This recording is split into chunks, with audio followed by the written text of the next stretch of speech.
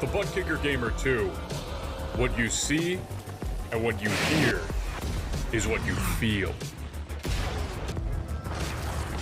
Butt Kicker. The future is feeling.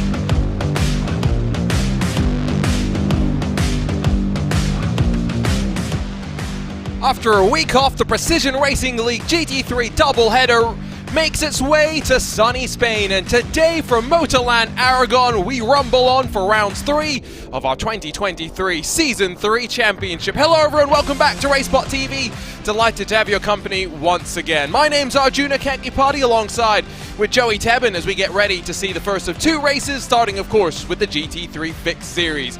Joey, I hope you had a nice 4th of July, but now of course it's time to get back to the racing business, and I think we're very much looking forward to what Spain's got in store for us today.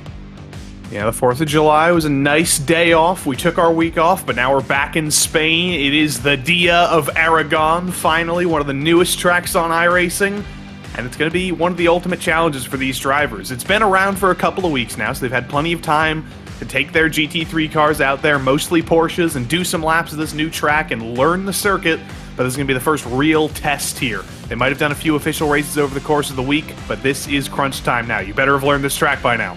And look at the tracks that we've got coming up after this. VIR is going to be quite tough. Of course, Circuit de Spa-Francorchamps, that comes after the iRacing Spa 24 hours, so we know drivers will have plenty of experience there. Not sure that's necessarily going to be the case when we roll out to Zolder to begin the second half of the season, excuse me. That will be a relentless month of August. 5 races for us to work our way through. Of course, very early in the championship, hard to draw many correlations at the end, but Errol Urexoy and Sully Saad, the only 2 drivers to be able to get into the top 5 in both of the opening 2 races. John Jones and Urexoy, of course, split the victories so far. Long way to go. I honestly don't know who's going to come out on top. Look how close it is between 1st and even 10th position. Yeah, but you have to say that Errol Urexoy is definitely the favorite. He hasn't looked unbeatable this season, though. He could have won the first 2 races, but lost the first race at Watkins Glen to John Jones after making contact with Pete Mejia, and he very well could have lost the last race at Fuji a couple of weeks ago in lap traffic. Ray Dominguez was all over the back of him, but so far he has shown himself to be the driver with the most speed, which is kind of what we expected coming into the season with all of his experience in this series, but he is not unbeatable, and John Jones, the likes of Pete Mejia, Dominguez, Kulaga, they all know that, and they're going to be looking for those weaknesses. I think the thing is, it's not a run like we saw from Gary Brown, where he was almost either dominantly at the front or still somewhat at the front. It's the consistency that we see from Urexo. Now it's the outright speed that maybe we saw from Gary Brown, our defending champion in the previous season. Here's a look at the team championship where Urexo leads the Vulture Motorsports South breakaway at the front. Not 20 points clear exactly of SRT Esports Green, but then the second Vulture Motorsports camp tucked in third. Team Beef and SGE Esports split by just 1 point. Given what a crazy championship this is, Joey, the team championship takes on that interesting complexion of not having to just get one driver up towards the front consistently, but now a couple. And that's why it helps when you have a big team. When you have a lot of drivers, you can spread the bad luck across. If you're a team like Vulture Motorsports, you not only have 3 drivers on one team, you have 3 drivers on another team. You got a 6-driver armada fighting for those points every single race. And with their status in this series, they've been around for a couple of seasons now. They've kind of accumulated the top drivers in the series. That's the team Aero Urexoy drives for. That's the team Eric Kulaga drives for. And those are the guys who are accumulating most of the points over the last 2 seasons. Of course, that Ford running relatively well over the course of the last couple of months, of course. With the drivers out there for qualifying, it's time to thank those that make all of this possible, starting with Advanced Sim Racing. Owned and operated by passionate sim racers, Advanced Sim Racing designs and builds the sturdiest and most durable aluminium profile racing simulation cockpits available in the market today. All PRL members also get a 5% discount on ASR products using the Precision5 coupon code. Racebox offers mid and high-end button boxes for sim racing enthusiasts, from the casual gamer up to the most meticulous sim racing driver. Competitively priced and carefully handcrafted, our button boxes are an enjoyable addition to any sim racing setup. Visit raceboxsimracing.com and get a 5% discount using the Precision5 coupon code. Butt Kicker products add incredible immersion and realism to every game. Feel every nuance and truly put yourself in the driver's seat. Mechasim Hardware is a small company from the Czech Republic, and their goal is to produce high-quality sim racing hardware. If you are looking for a high-end pedal set, handbrake, or sequential shifter, visit Mechasim Hardware's eShop right now to get you up to speed. Maradness is a performance lifestyle brand motivated by motorsport and founded by professional race car driver Daniel Morad. For more information, visit maradness.com. And new to the Precision Racing League family, Mr. Hedge. iRacing photography. Capture your finest, proudest, or simply worst moments from your hobby in up to 8K resolution. A great addition to any sim room. Qualifying here surely to be somewhat important, given that overtaking might be at somewhat of a premium. And currently it is Matt Arnold that has a relatively sizable gap at the front. Just a 10th clear of Angelo Veloz, and then Andre Benatti, Steven Martinez, and Nicholas Caranjas to round out the top 5. I'm saying the Ford's running well. Eric Kulaga's up there in 6th. And I do just want to make sure to say that we are in Spain, so in order to be respectful, I think our final and newest sponsor is actually called Senor Hedge around these parts. So thanks for him for coming on in this race for this season here. But this is a funky old table here. It's a new track for all these drivers, like I said. And honestly, the way this track was designed in the first place, this isn't necessarily known as a car racing track. It started as a car racing track, but it's more notable for all of its motorcycle races, all the MotoGP and all those ladder series races it's hosted over the years. It was designed as a car track in the first place, though, so it's kind of back to reality and learning the tight and twisty natures, some special corners for GT3 racing that we'll see a little bit later as well. It's an interesting challenge. It's kind of a combination of a bike track and a car track. Herman Tilke designed track. It's one of the newer FIA Grade 1 facilities, opened back in 2009. So it'll be interesting to see how it plays out. See a couple of drivers come towards the line with right around 4 minutes left in qualifying. Nicholas Caranjas sits exactly half a second off of pole and gears up for what should be another attempt. There's Del Peterson in the Ferrari. Matt Arnold, jumps back up to pole position. and it's only by 100th of a second right now. No copium in the name. It's everyone else that's having to cope right now. Exactly. Everyone else in the field is huffing that copium because Matt Arnold has decided to show up around this new track. I don't even know where he is in the championship right now. He hasn't had the best first 2 weeks. Currently sits 20th in the championship, so he has found some speed here at Aragon. I wonder if he's put some extra practice in here trying to take advantage of the clean slate for everybody in the field. Oh. And it is certainly working out, but that's not, as he gets Chandlered coming out of one of the uphill corners. Oh, you just... using Chandler as a verb, especially when we have 2 of them in the series. Oh, that's harsh. And they're always so clean. They're the cleanest drivers. But everybody becomes a verb eventually. It's a foregone conclusion. Hashtag blame Joey. Greg Doucette jumps up to 3rd. That might be the best qualifying performance I've seen in that Throttle Thursday BMW. He immediately, though, gets displaced by Errol Urexoy, who jumps up to 3rd in the championship leading number 63. And we noticed on that millisecond we saw Greg Doucette's car, they did change the colors in the last 2 weeks. Did. We complained about Carangis and Doucette looking exactly the same, and I think Dinsmore as well, but Carangis is in a little bit brighter green, and Doucette's in a little bit duller green now, and we will be able to differentiate them. And Matt Dinsmore's blue, or blurple. Hey, it's beautiful. We love it. We love to see it, you know? We don't love to see Angelo Veloso off the track, and returning to the pit lane, might be done for qualifying with almost 2 minutes left. Here's Steven Martinez, who's working through the middle sector of the lap. You can see the undulation that we have to ride around as well. It's, like you said, more known for being a motorcycle track, but these drivers are going to have to adapt to the twisty stuff and then these long straights as well. It's kind of a deceptively long straight. There's the possibility to make it an even longer straight with one of the alternate layouts of this track. But coming out of turn 15, it's a 90-degree corner and a very, very long straight. Then you go past right there where the motorcycles turn left into a hairpin that's specifically designed for passing in race cars. It's one of the alternate layouts of the track, then hard back on the throttle. It's a little bit of a kink of turn 17. It's actually a bigger kink than you would normally think. Do have to lift a little bit there. And then up over turn 18, and you're on the front straight, but Steven Martinez says, I'm done. I'm not improving. I'm done. Let's remember that you do have to come down to pit lane over the course of the race, so not a bad idea to practice a pit entry. Drivers that cross the line now will be allowed to finish the lap that they're on. The benchmark of 157.934 laid down by Matt Arnold. Greg Doucette will be one of those drivers to come across the line. Eric Kulaga does not improve on his previous attempt at 158.657, but only a 10th off the previous time. Ford's looking quite consistent. Yeah, and I don't want to curse the Eric Kulaga Ford GT t-shirt that I have in the closet behind me, but so far that Ford has not looked as competitive as it did last season. I don't know if it was just a perfect storm of how that Ford worked last season, the tracks that were drawn in the schedule, but over the first couple weeks this season, it hasn't really had that race-winning pace or even that podium pace that we saw from it.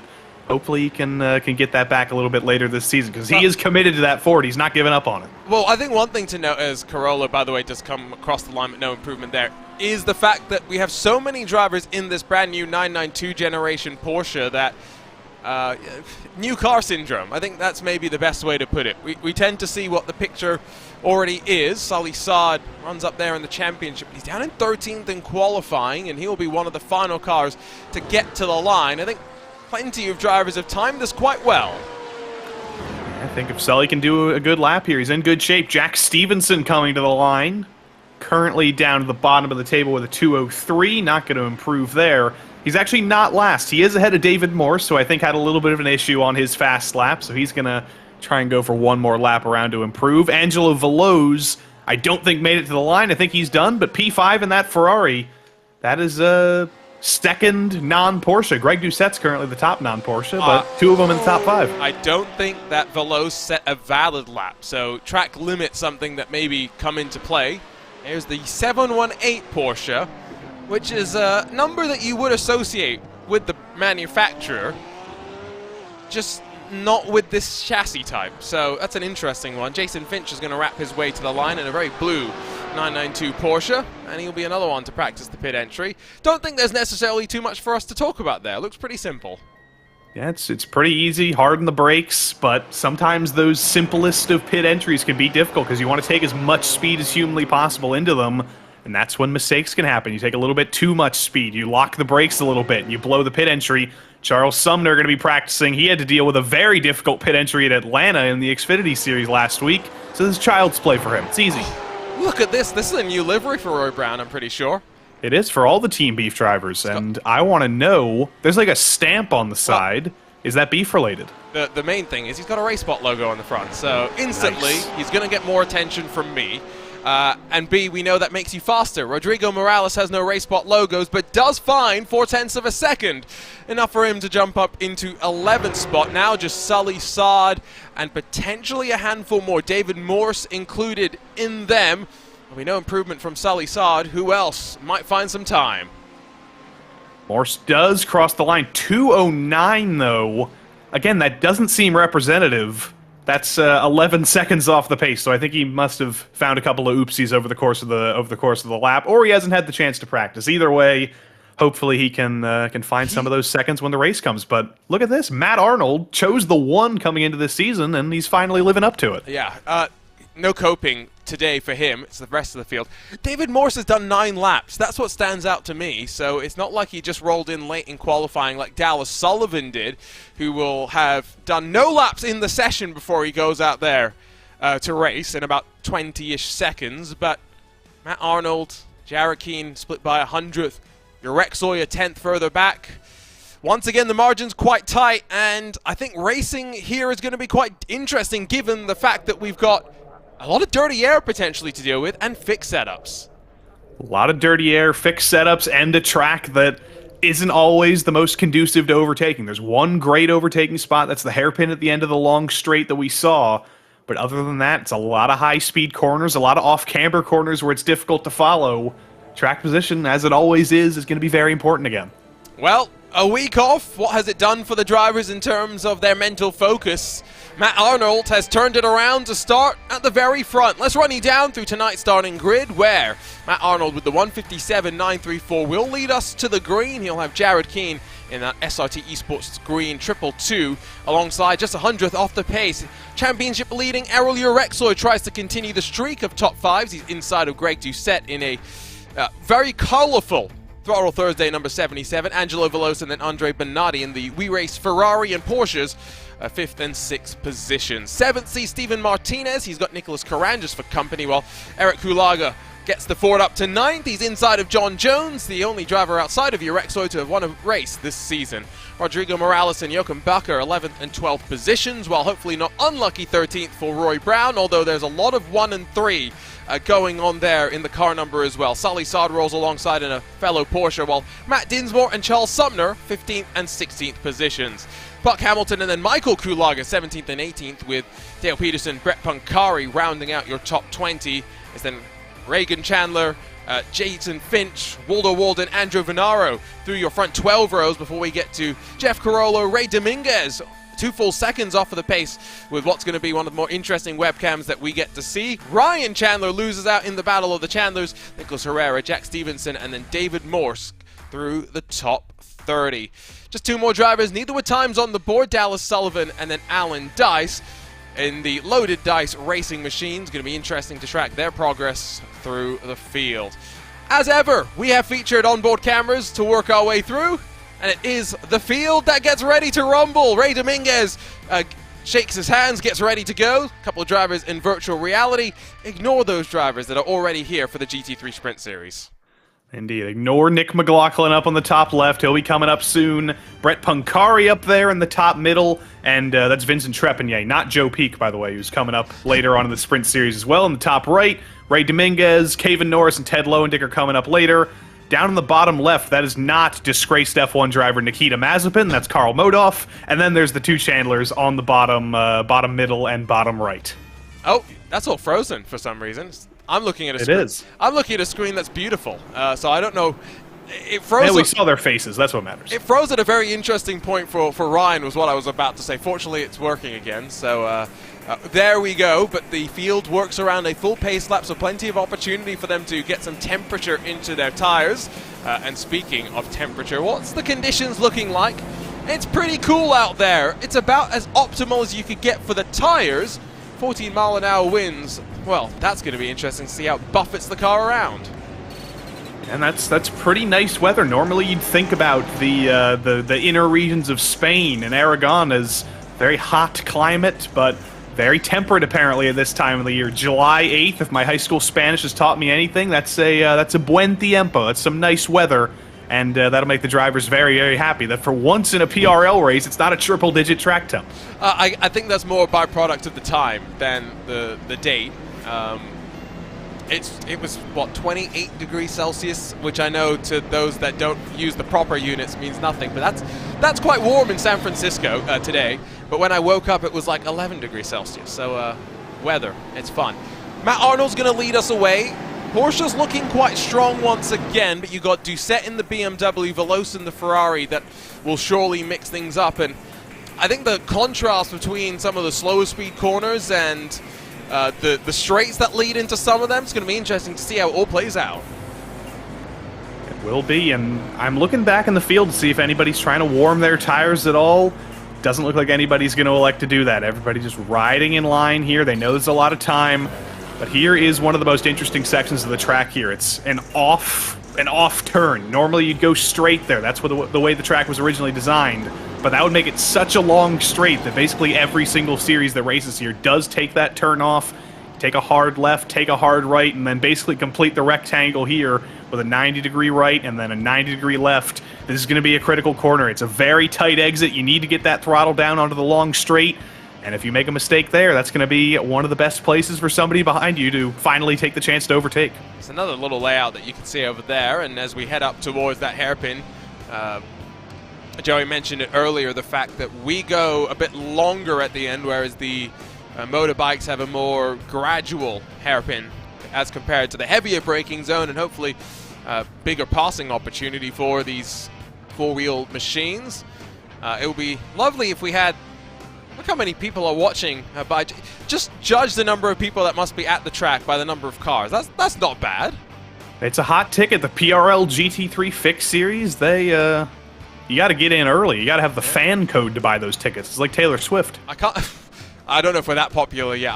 I can't necessarily see where the grandstands are. There's a lot more cars parked on the outside. Boy, that's an ambitious amount of cars parked, and not that many grandstands from us from which we can watch. A week off? Okay, I'm going to put you right on the spot now, Joey. Who comes out on top? I think Matt Arnold's going to do it. P1 to win. Are you coping right now? I hope not. Well, pace car pulls off and away. Leaves the field in control of Matt Arnold to pick that #1 machine, and now rolls away at Aragon. Green flag out for the first of the doubleheader, and in towards turn #1 they will go. Single file in the front initially, but now almost 4 wide behind. Surely we're going to not get through safely, but somehow they tipped through the corner safely enough. Maybe Ryan Chandler losing out, but outside of Dale Peterson, who heads back to pit lane, or rather started in pit lane. No major drama to start this off. It's a shockingly wide turn 1. It's almost like turn 1 at Istanbul Park. That's the biggest comparison, but there goes John Jones around, or actually Jared Keane around, rather, from the front row. Loops it around to the top of turn 5, and he's going all the way to the back. And it will mean that a couple of cars now going to potentially get an opportunity to slip up the inside as they dive up through the right. A couple of cars being pushed out wide as well. Track limits we mentioned in qualifying, something we might need to keep an eye on. And sliding in front of Buck Hamilton, it's Rodrigo Morales. Matt Dinsmore went around for a moment, but a big checkup as they now descend down through the hill. That is a crazy set of corners there. It's called sacacorchos, which in Spanish means corkscrew. And then, as if that wasn't crazy enough, he ended up coming down here, but there goes one of the Team Beef Porsches around. I think it's Roy Brown. It is unlucky 13, unfortunately. There were way too many 1 and 3s in that equation to work out nicely. Look at the front, though, where Greg Doucette's up to second, yes, but Matt Arnold's breaking away. And this is exactly what Matt needed. First of all, Greg Doucette got by Aero Urexoy on the start. He had a great jump. And also, the driver in second, Jared Keane, spun right behind Arnold. Everybody else had to check up, and that's expanded Matt's lead to a full second now. That's very, very comfortable on lap 1. It's another thing to hold on to that for the entirety of the race and to save fuel like you always have to do in these GT3 fixed races, but that's an optimal start. Into the braking zone, no real changing at the hairpin, at least this time by. Slight breakaway building between, I think that's 11th and 12th positions, almost 2.5 seconds there, but outside of the 2-second margin at the front. Top 10 not really split by much as we cross the line to complete that lap number 1.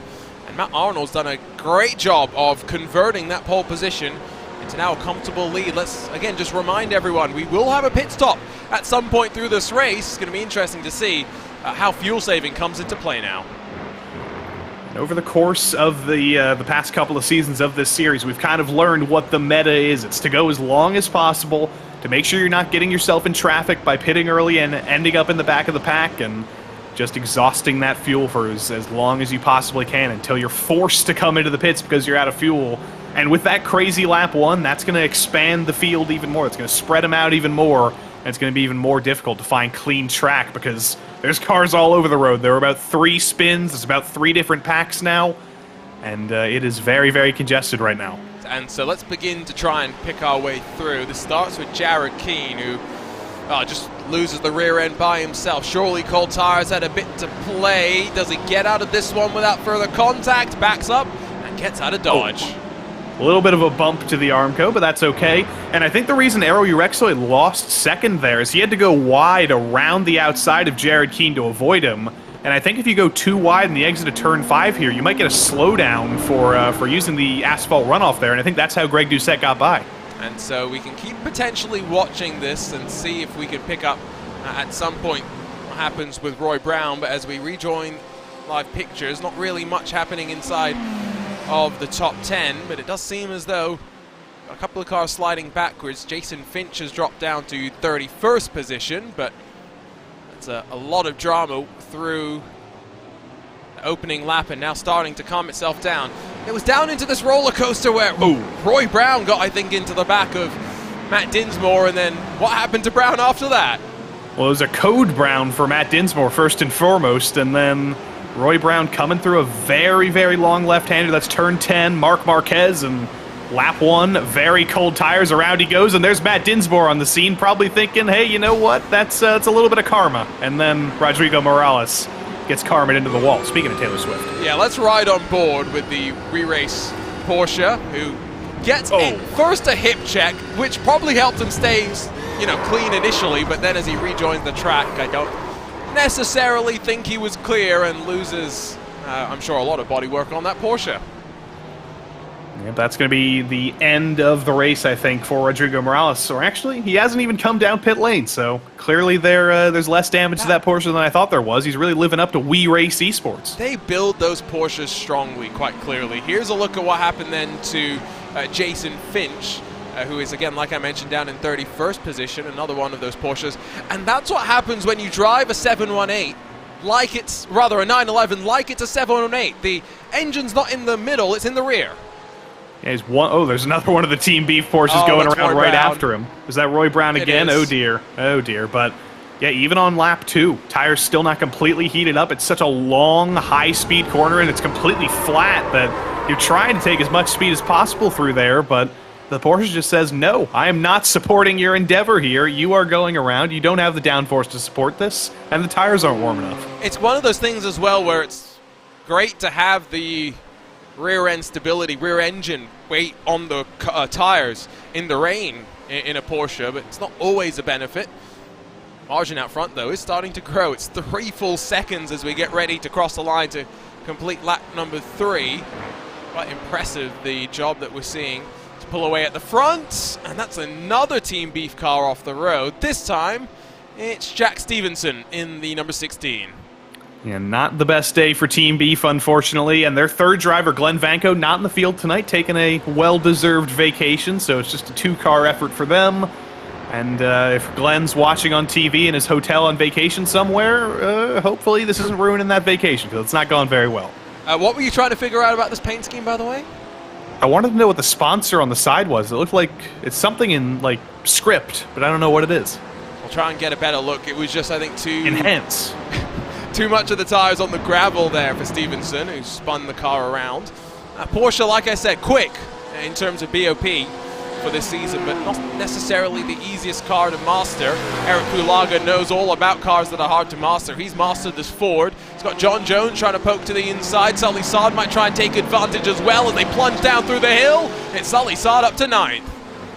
John Jones very respectful there, leaving Sully Sod the line on the inside, making sure they didn't make contact, but there are some very, very wide lines coming out of turn 10 there. I don't know if Eric Kulaga is going to get a slowdown for that, because he was very, very wide off into the runoff. If he doesn't get a slowdown, he is going to get an incident point, and that's something all the drivers were talking about coming into this race. You only get 13 incident points in the PRL before you get a drive-through, 17 incident points, and you're disqualified. Those off-tracks come very, very quickly around here, as they do at many Grade 1 tracks. You only get 13 of them, so you got to be careful. I mean, did anyone watch the Formula 1 race at the Red Bull Ring? Yeah, I think every single one of those drivers would have been disqualified in the PRL. Yeah. Except for George Russell and whoever else had 0. There were 2 drivers who had 0. I think it was Joe. I actually did not watch this race because I was doing a certain other broadcast at the time. So I'm glad to know that now. One thing that I do like to do when I commentate on a new track is I tend to try and go to Google Maps and measure distances of straights in particular. It's interesting at Monza to see just how similar a lot of the straights actually are in length. I don't know if Google Maps needs some help mapping the data of Aragon, but it's decidedly not helpful. Maybe it's just all those alternate layouts. It might be. I don't know. I haven't done Google Maps mapping in a very long time, but I want to know how far it is from the exit of turn 10, then you take the straight all the way down to turn 16 instead of the little alternate thing we have, because that's the longest straight. That's like what's the straight at Paul Ricard called? I can't remember. The Mistral straight. Yeah. It's so long. I love long straights, and we got to cut them for this. Some long straights are better than others, as that's an Audi around Jeff Carollo spins. We'll have to pick out what happened to him, but if the Porsche is having struggles, I'm not surprised. Audis, which are notoriously known for being tricky even in pro driver hands in real-world racing, can be treacherous on a fixed setup. But take a look at what happened to Corolla very quickly and get back to our meaningless discussion about distances, because that's not the layout that we necessarily are racing at right now, and it's just a little bit wide initially, probably tries to carry too much speed in. Ray Dominguez does a good job to avoid it. Yeah, Ray Dominguez did a great job there, as did the SRT Esport Porsche behind him, so well done everybody to avoid that. I think if Motorland Aragon's website itself is correct, the longest straight is 1.2 kilometers, so that's taking out the right-left section that we take. But even without that, I think it is probably, it's close to a kilometer. It's a very, very long straight. So most of the straights at Monza are about a kilometer, so that's about a good reference. Fuji is 1.4.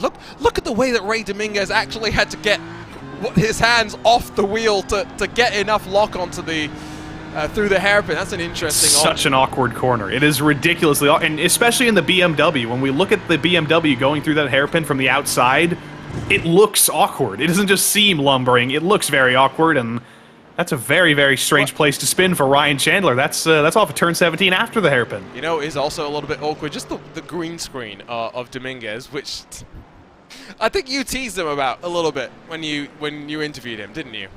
Well, I thought he was like in a safari car. I thought he was in like an off-road vehicle, but then he told me it's literally the car that he's racing here. It's a Porsche 911. And he at least did not number his car 708, which still, I'm not a huge fan of that. Jason Finch. We'll see if we can get that number changed. We've got great success. Oh, just clips a little bit too much of the curb on the inside and loops it around. We've had good success with convincing the teams that more colorful paints are better for simple commentator minds.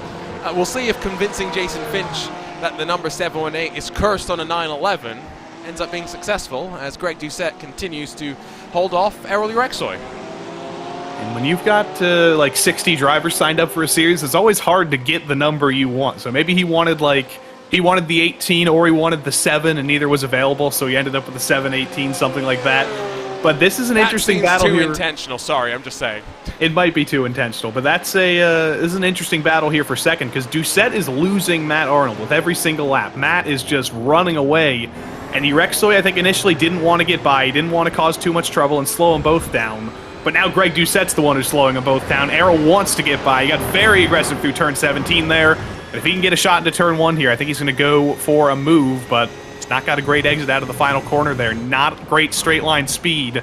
He's going to have to wait for basically the entire first sector of this lap to get by again. I don't think turn 1's a great passing opportunity either. Slightly short run, of course, out of 18 in towards it. Don't want to be too wide through that final corner either and lose some momentum. And it's a 90-degree left that you very much are then trying to set up through the double right. So it's not necessarily where I'd want to try and make my passes. You got Buck Hamilton, Michael Kulaga fighting further back, but surely if you're Urexoy, Porsche seems quite settled out of 13, 14, and 15. Try and get the run down into that hairpin at the end of the lap. That'll be a great opportunity to get a pass done. John Jones is off the track. Porsches continue their struggles. Oh, dearie me. Such a great start to the season for John Jones. Won his debut race in the series at Watkins Glen.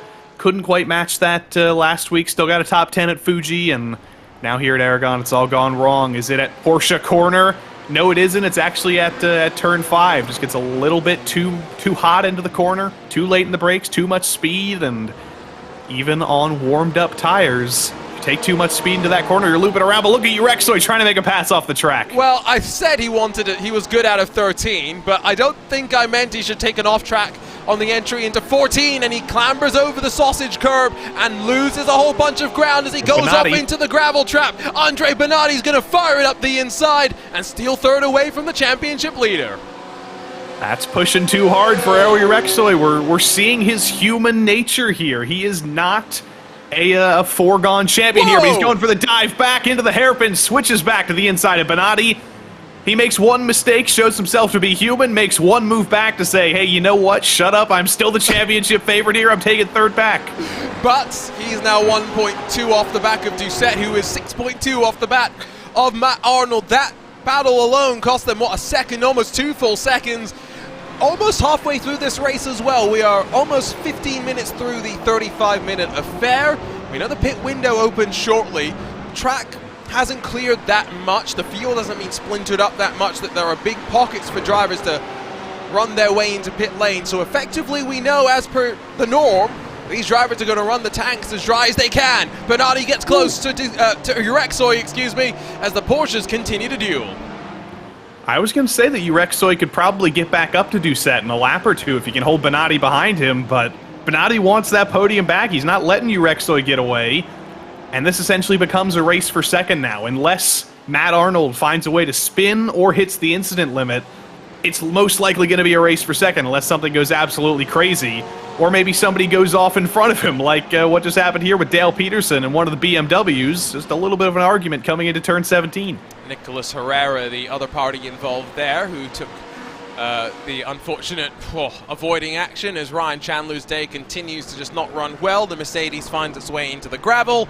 Fortunately back out, but Alan Dice will slide on through.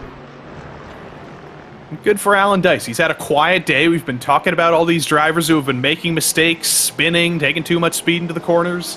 Alan Dice didn't get any practice in this session. Assumedly did get some practice earlier in the week, and he's been absolutely clean for a guy who was on the NASCAR side, still is on the NASCAR side in the PRL, came over to this series this season to do some road course racing, and he's doing a decent job. No mistakes so far, at least that we've seen.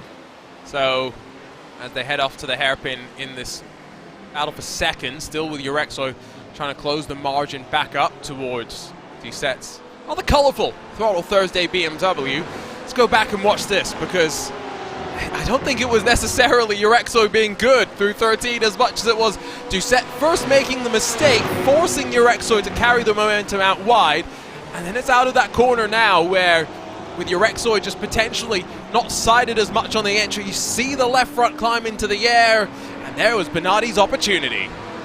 There were 4 wheels in the air, and that is one of the unfortunate realities of physics. If the tires aren't touching the ground, the steering wheel doesn't work. I know, I hate it too. It's not fun. I want to be able to steer in the air too, but this was an incredible dive back into the hairpin. Just the fight back. I don't even think Benatti was expecting him to get back to the inside there, but super late in the brakes. Probably doesn't get it slowed down in time, but Benatti knew the dive was coming, let him go through, and they both live to live another day, and Urexo's charging away again. He's going to have another shot for second. I wonder if part of Benatti's mindset there was, okay, I could go for this move, but clearly Urexo is pretty rapid right now. I can save my fuel behind him, let him attack Doucette, and maybe I can get up in front.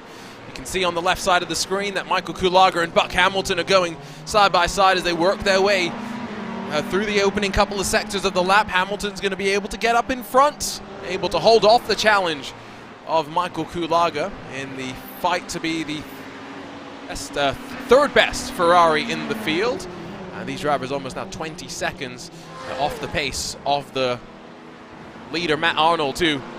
It's one of those days where it's good if we're not talking about the leader, because it means that you're not having a pretty eventful day. Yeah, no, he's come into this race very, very fast. Came out of the gate in practice very, very quick, but sometimes in practice you can have drivers who are a little bit elevated. They might have got a good draft on their best lap, or they might have gone for a glory run with qualifying fuel when everybody else was practicing race trim. But this has been legit, and he's coming into the pits as Urexoy and Doucette are side by side again for second. Urexoy does finally get through, and look at that wheelie from Doucette. That didn't look right. Something went on there. Matt Arnold. He hit the curb. That was motorcycle style. Was that a curb? I couldn't even quite pick that out. Benatti and Veloz door to door around the outside the Porsche. Benatti with such confidence able to slide up in front of that Ferrari once again. Martinez not able to take advantage, but we got a flurry down to pit lane, it would seem. Michael Kulager and Brett Poncari follow the race leader in. I don't know if this is a smart choice for Matt Arnold, because he's going to come out here in traffic, I think, behind Ray Dominguez. I don't know if he's found a gap where he can come out cleanly, but Dominguez is going to get by him. Morales is going to get by him. While we wait for him to exit the pits, let's see what happened to Urexoy and Doucette here. Greg too late in the brakes into the hairpin. Urexoy says, thank you very much, I'll come back here, but Doucette's still on the inside, still trying to fight him off. Urexoy does get through on the outside, and then Doucette cuts the corner, and boom! And Benatti does a wheelie right behind him as well. That looked like a MotoGP celebration. That was follow the leader style stuff going on there. Matt Arnold has found a pocket of air. 4.5 seconds up the road to Ray Dominguez. That is crucial when it comes to his chances. Also crucial for Urexoy, the fact that he's been able to pull 1.7 seconds over Greg Doucette, who continues to frustrate, but not now. It's not now Urexoy being frustrated. Benatti, Veloz, Martinez, Caranjas, as well as Kulager, Saad, Bakker, all stacked up. 8 cars behind Greg Doucette. It is quite the train, and look at the gap Urexoy's pulled already. 2 seconds. A lot of that came from the Greg Doucette wheelie experience and the gravel that followed that, but he's comfortable now. And Doucette has, like you said, 7 cars behind him. Under braking into the hairpin. Benatti very, very late in the brakes into that Porsche. You do not want to be a BMW right now. It might have been quick in qualifying, but it does not seem to be the car you want to have in the race. It looks lumbering, it looks awkward, and it's only getting hotter. But there goes Benatti into the pits. He's ditching the train. Yep, it's going to be both the WeRace Esports cars coming on in. Good entry there for the Ferrari, able to get up alongside and try and slide up into the box. So Kulager, Bakker go along with them, not necessarily expecting a challenge for Matt Arnold, the race leader, with his 13.5-second pit stop. Continues to enjoy that clean air behind. Finally, Greg Doucette does have a bit of respite from the pressure and can maybe try and settle into the rhythm, but BMW is struggling on its tires at this point in the run, with so many slower corners demanding a lot from a car that is quite squat. Wonder how the Porsche, maybe being a little bit more nimble, is going to be faring out with, what, 15 minutes left to go. Caranjas half looks to the inside of Steven Martinez. Meanwhile, for Matt Arnold, as he continues to lead, Andre Benatti's come out with a 10-second pit stop right behind. I say right behind, 5 seconds behind, but that's a major undercut from the 18. It is very well done for him. I don't know if he's going to be able to hold on, though, because Urexoy's still in that clean air. He's had a lot of speed. Doucette in clean air as well.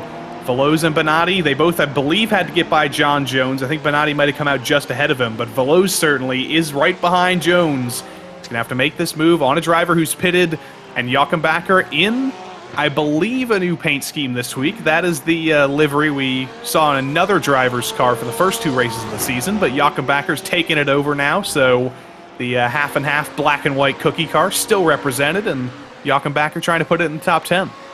And so just to note, 10 seconds for Bernardi, 12.2 for Veloz, and then 11.5 for Bakker. There's that difference in times that we're talking about. The longer that you can go as well, the shorter the pit stop's going to be, and that's definitely something to keep an eye on. Steven Martinez has slowed down through the hairpin, not sure exactly what's gone on, but I think we're going to see the flood of drivers onto pit lane. I think lap 11, the longest you could go. Urexoy followed in by Doucette, Caranges, and the rest of the cars. This is what we call the hard end of the fuel tank. Nobody can go any longer. Nobody's going to pull any cheats here to go one extra lap. It's over. You cannot go an extra lap here. So Urexoy, Doucette, Caranges, everybody back down to Matt Arnold. Finally going to take their service here. Nobody going up on the tires, which not necessarily a surprise. I think we might see some drivers take left side tires or right side tires in the GT3 sprint race. That's a little bit longer. Nobody going for that this time. Arnold comes out clean. Urexoy comes out 3 seconds behind him still. Bernardi jumps Doucette, but Doucette's able to hold off Veloz, Caranges, and Martinez in that pit stop cycle, so that's crucial for the BMW. That did look like it was struggling. We're still waiting for Dominguez to make his trip down on towards pit lane, but the margin between Arnold and Urexoy down to 4 seconds through the cycle. Urexoy's been able to shave off 3 seconds to the margin to that pink Porsche. And I didn't even notice that. I mentioned that it was the hard end of the fuel cycle. Nobody could go one extra lap, but Ray Dominguez proving me wrong, evidently. He's able to go one extra lap. You're seeing the error in his ways, though, unfortunately, because Arnold is catching him by about 2/10 per corner. I think Dominguez is saving a little bit of fuel to go one extra lap. I don't know if this is going to pay off for him, but he is going to get one lap led, which doesn't pay points in the Road Series and the PRL, but it does give you TV time. I think the other thing is that he's not necessarily that far off his best lap of the race. 2:00.150 is the best time for Dominguez compared to a 1:58.3 for Matt Arnold. So maybe doesn't have the pace here today, hasn't had as much practice, and so his last lap being a 2:07, not necessarily too bad. Urexoy having to come out of pit lane has seen the margin up to Arnold stretch out once again. So Arnold not necessarily feeling too much pressure, and you can see Bernardi, you can see Doucette, you can see Veloz just about coming into shot as they head off to this hairpin. Urexoy is picture perfect there, on his own, hitting the apexes. He knows he's quicker than basically everybody behind him. Doesn't need to worry too much. Dominguez does finally bring it down pit lane, so we should see the legitimate running order of the top 10 here. So you see side by side coming off the final corner, Angelo Veloz, and getting by a lap car, actually. That was side by side for a moment, just not for position, as that's one of the SRT Esport Porsches getting out of the way. It's David Morse, who, unfortunately, is still double digits of seconds off the pace. He hasn't quite got the hang of this place yet. Well, hopefully he's not caused any trouble out there. That's the most important thing. Dominguez is going to be the only driver with a pit stop time that's not a double-digit time, 9.7, sees him feed out in front of Andrew Venaro, or just as I say that, alongside Andrew Venaro, who in the Ferrari is able to bully his way up into 17th spot, but Dominguez is +8 still relative to his qualifying position, so it's been a nice charge for him. Less than 10 minutes to go then. Arnold, Urexoy, Bernardi, your top three. Here's Steven Martinez, working on the back of Nicholas Caranges, not far off of Angelo Veloz. Not far off indeed. This has been a great day for Throttle Thursday. 4th for Greg Doucette, 6th right now for Nicholas Caranges. They've had pace this season. All of their cars have, and Matt Dinsmore in the top 10 as well. They've had pace this season. They've just had a little bit of bad luck. It seems so often that Doucette gets taken out in somebody else's incident. Caranges ends up with an issue. Something else happens. But 9 more minutes to go, and they will have one of the best Throttle Thursday results in quite a long time.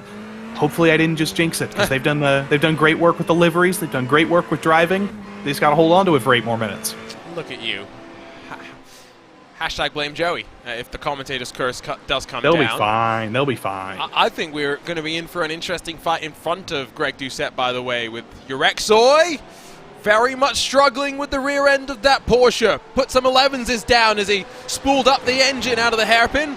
And now has Andre Bernardi within, what, half a second of that second spot. 3 Porsches, yes, run 1, 2, and 3, but even with the fixed setup, you can see there's slightly different balance to all 3 drivers. Yeah, Bonatti is putting a lot more pressure on than I thought. I really thought this was Aero Urexoy's race to hang on to second and just kind of drive off into the distance and be comfortable in second, but Bonatti's not letting that happen. Andre is really charging the corners. He's very late in the brakes into all of these heaviest braking zones, which wouldn't necessarily seem conducive to tires still being alive at the end of the race, but he is still holding on strong, still holding on aggressively, and still charging all the corners. And Aero Urexoy is not comfortable in second whatsoever. He's seeing that white and green Porsche behind him, and it's only getting closer. Starting to pull a bit of a buffer, though, to Greg Doucette, which I think might be somewhat of an advantage for them. 6 seconds still the margin up front as they dive through the left. Slight lift of the throttle, breathe of the throttle, midway through the corner potentially, but with these GT3 cars being relatively aerodynamic, they got plenty of grip, that's for sure. Bonatti pushes, and pushes a bit too wide, allows Urexoy to stretch the margin once again as we'll come down to, I believe, take what should be this time 4 laps to go. These are kind of deceptively long laps. When you look at the track map of this place and you hear, oh, it's a motorcycle track, you would assume it's probably a short little lap. It's not a very big track, but we're doing 2-minute laps around this place. It's a very, very long track. I don't know the exact distance. 5.3 kilometers, 3.3 miles. It's deceptively long. You did know the track line. Well, I had Wikipedia up on the second tab, and I was trying to stall until I had it switched over. I said, so yeah, you didn't stretch long enough, you see. Probably. Yeah. I shouldn't have let it on. I should have just gone for like 10 seconds. What you could have done as well, you got to remember that the track distance depends on which configuration we run, because there are so many different configurations. There's 4 grade 1 layouts or something like that. There's a couple of grade 3, grade 4 layouts as well. Oh, and the track length, if you're wondering. You see? And if you want to see something very, very funny, after this race ends, maybe while we're doing the interviews, go look at the Motorland Aragon Wikipedia page.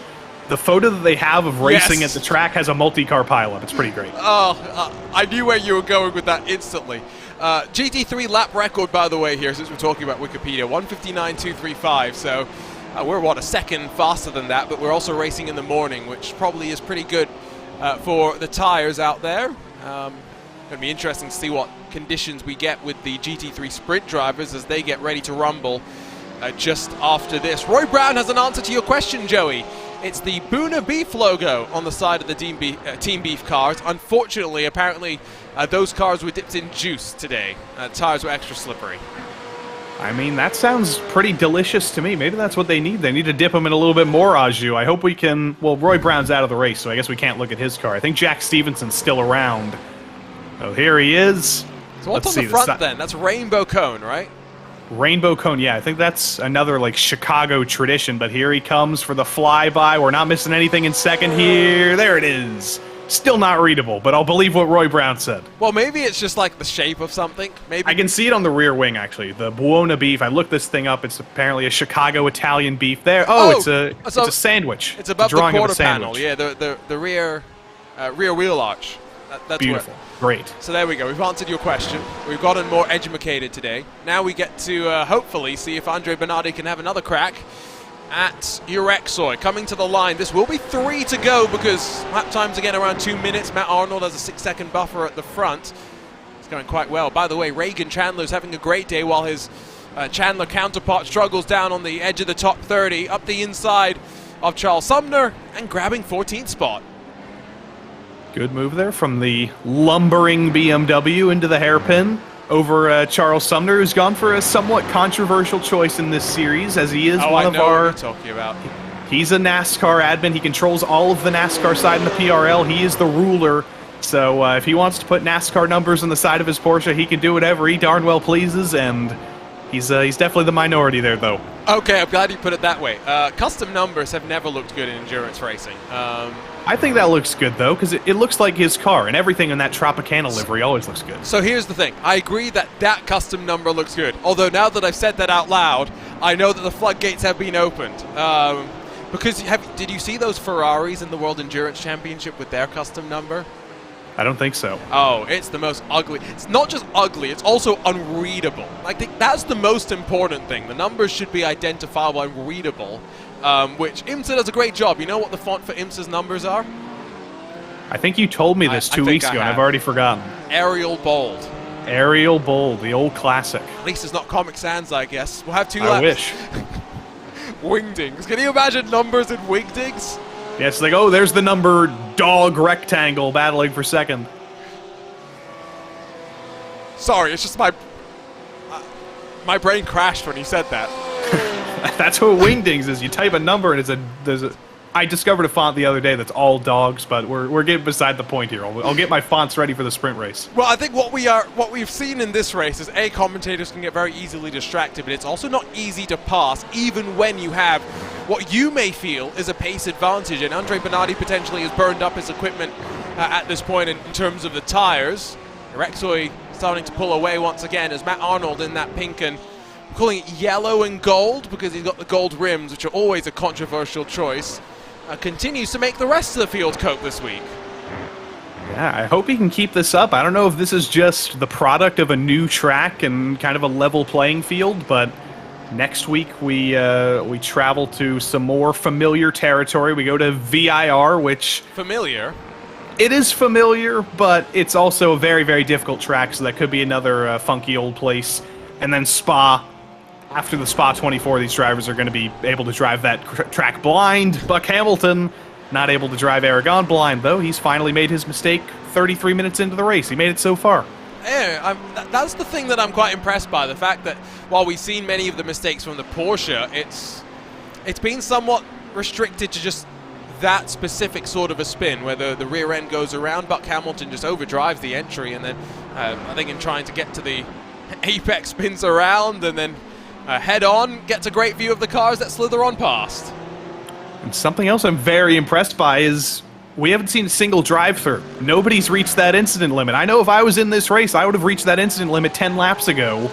Even with all the drivers we've seen going off and avoiding wrecks and going off into the runoff, everybody's been very well behaved. No drive-throughs handed down. So you're not suggesting that we send the NASCAR Xfinity Series here, as that's a big old spin for Jack Stevenson. Not for position, but it does mean Angelo Veloz, Nicholas Carangis, and Steven Martinez got a bit of a scare. Martinez might try and take the jump. Yeah, Steven got to take advantage. Veloz was okay, but Carangis checked up very, very big. There goes Martinez by, but can Carangis pull the Aero Urexoy move into the hairpin and switch it back? He can't. Doesn't have the run down the straight. Martinez in that Ferrari has quite a bit of grunt and gets it slowed down. Here's Matt Arnold, white flag, and he can slow down 7 seconds and still win this race. It's been a good drive from him, and hopefully sign of things to come. Charles Sumner has already seen Reagan Chandler go on through. Jared Keane, after starting up in second, well, gets up to 14th. You can see the damage to the rear end of that car. It's been a difficult recovery drive for him. It has been, but hopefully he can take some confidence from this race. He's been very, very fast all season long, as has his teammate Christopher Rines, who unfortunately we didn't have in the field tonight, but Jared's going to be competitive later on this season. He's definitely going to be one of those drivers in contention for a win. And every single driver who's won a race this season so far has been a first-time winner. It looks like it's going to be number 3 here. And who else could it be after this? Maybe Jared Keane could be number 4. Can you imagine a season of just first-time winners? Your record books are just going to balloon in size. Yeah, that would be a whole column on that table. That's already too big as it is. I've had to incorporate the little thing on Google Sheets where you can scroll and one part of the sheet stays frozen. That's the limit of my technical ability. That's all I know how to code, and I'm going to have to do even more of that. I mean, you figured that out, so that's a good start. Matt Arnold's been able to figure things out in the week or so off, will dance his way down through the turn 15 complex and onto that back straightaway. And now just one more braking zone to navigate through. Andre Bernardi continued to try and commit, but maybe pushing a little bit too hard. Now 4 seconds off the back of Urexoy. Oh, is he out of fuel?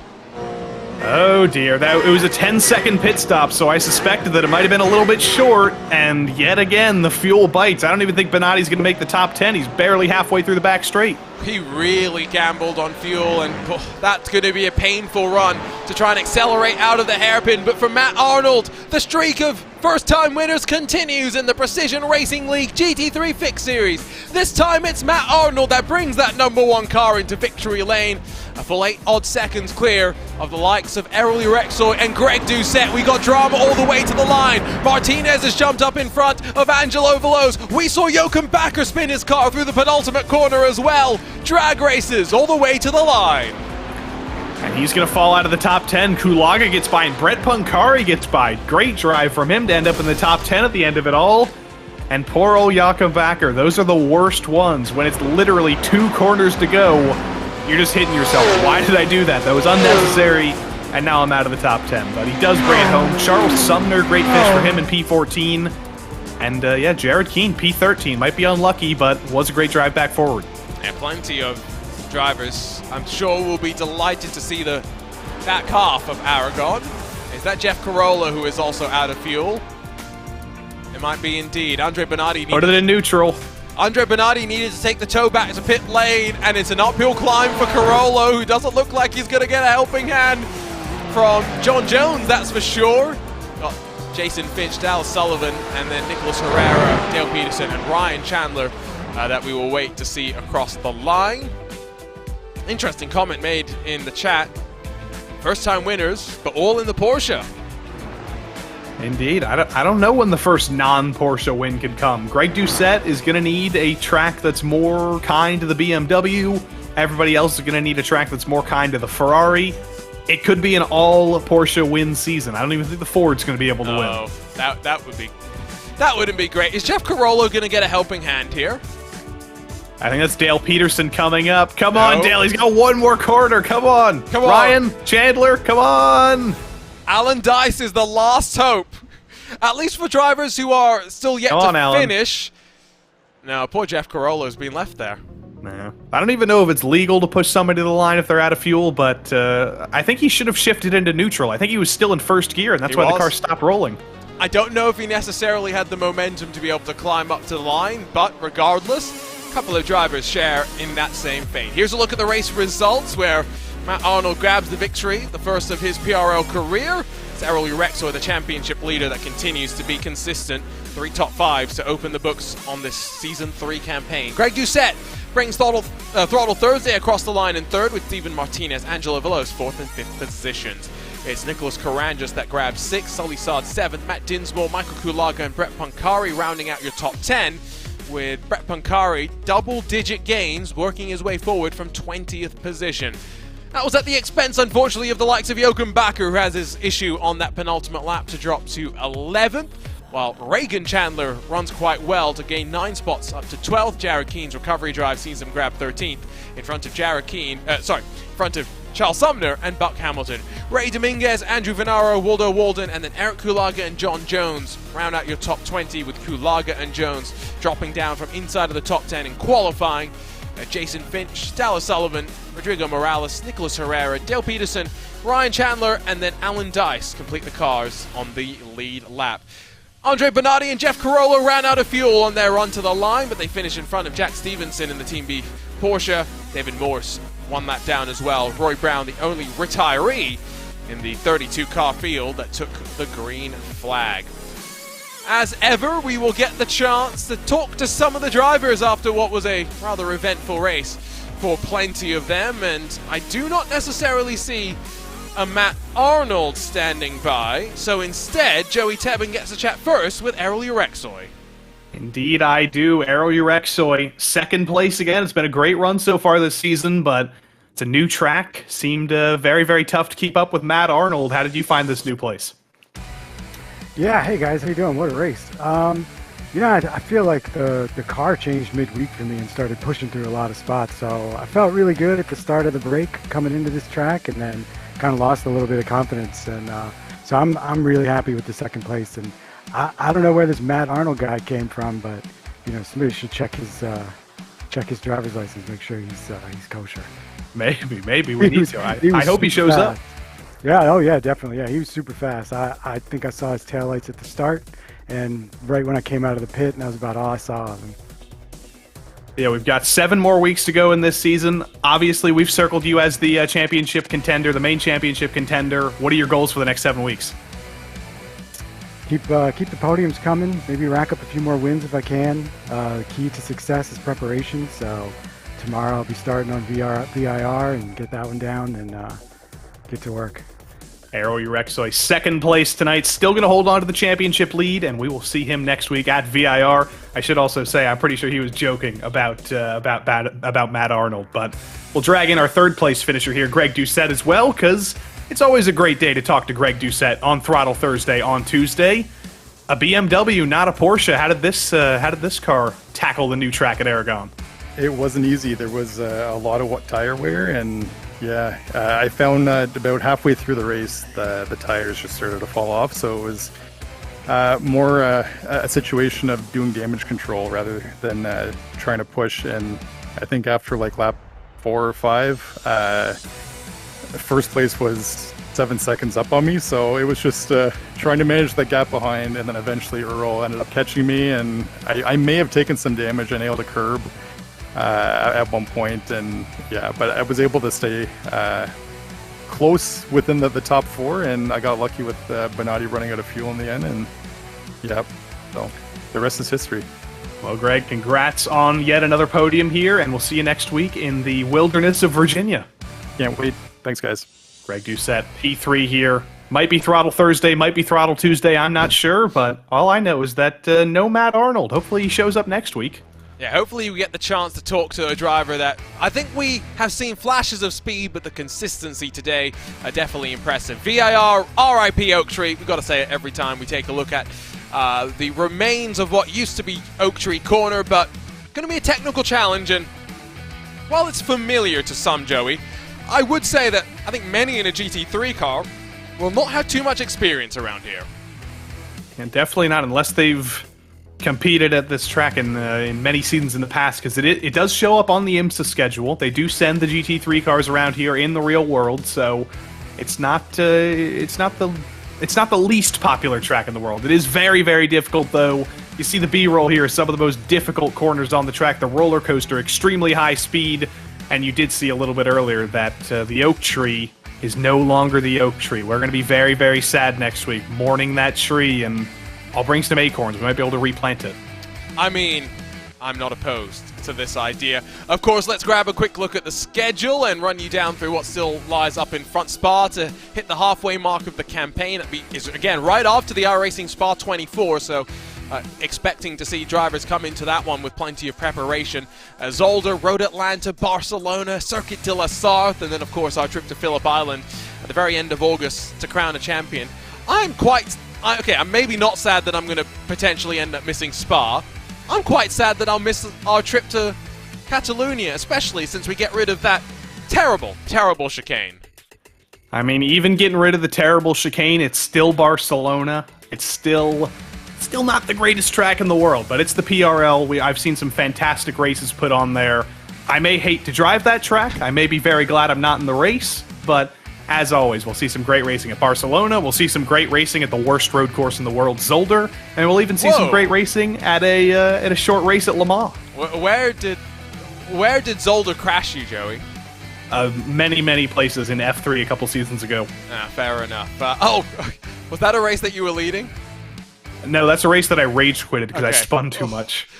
We've all been there, that is for sure. But it's time to make our way back over to sunny Spain. We can talk about VIR in 7 days' time. Instead, open setup, slightly longer races. It's the second part of our GT3 doubleheader. Say hello to the GT3 Sprint Series. And well, while Errol Urexoy continues to be ultra consistent there, this is a championship that last season saw the champion not win a race until the very final rounds of the championship, and once again the championship as unpredictable as ever. The schedule looks the very same, so these drivers have had a week off. They'll go through the very same trips that we've been talking about, so let's not talk too much more about how the schedule looks. Let's get down to the nitty-gritty of a championship that currently sees 10 drivers split by just 11 points.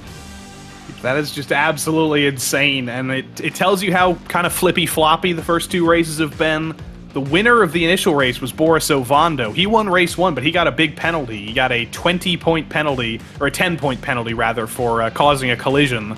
So he should be in the championship lead, but those penalty points put him down in 4th.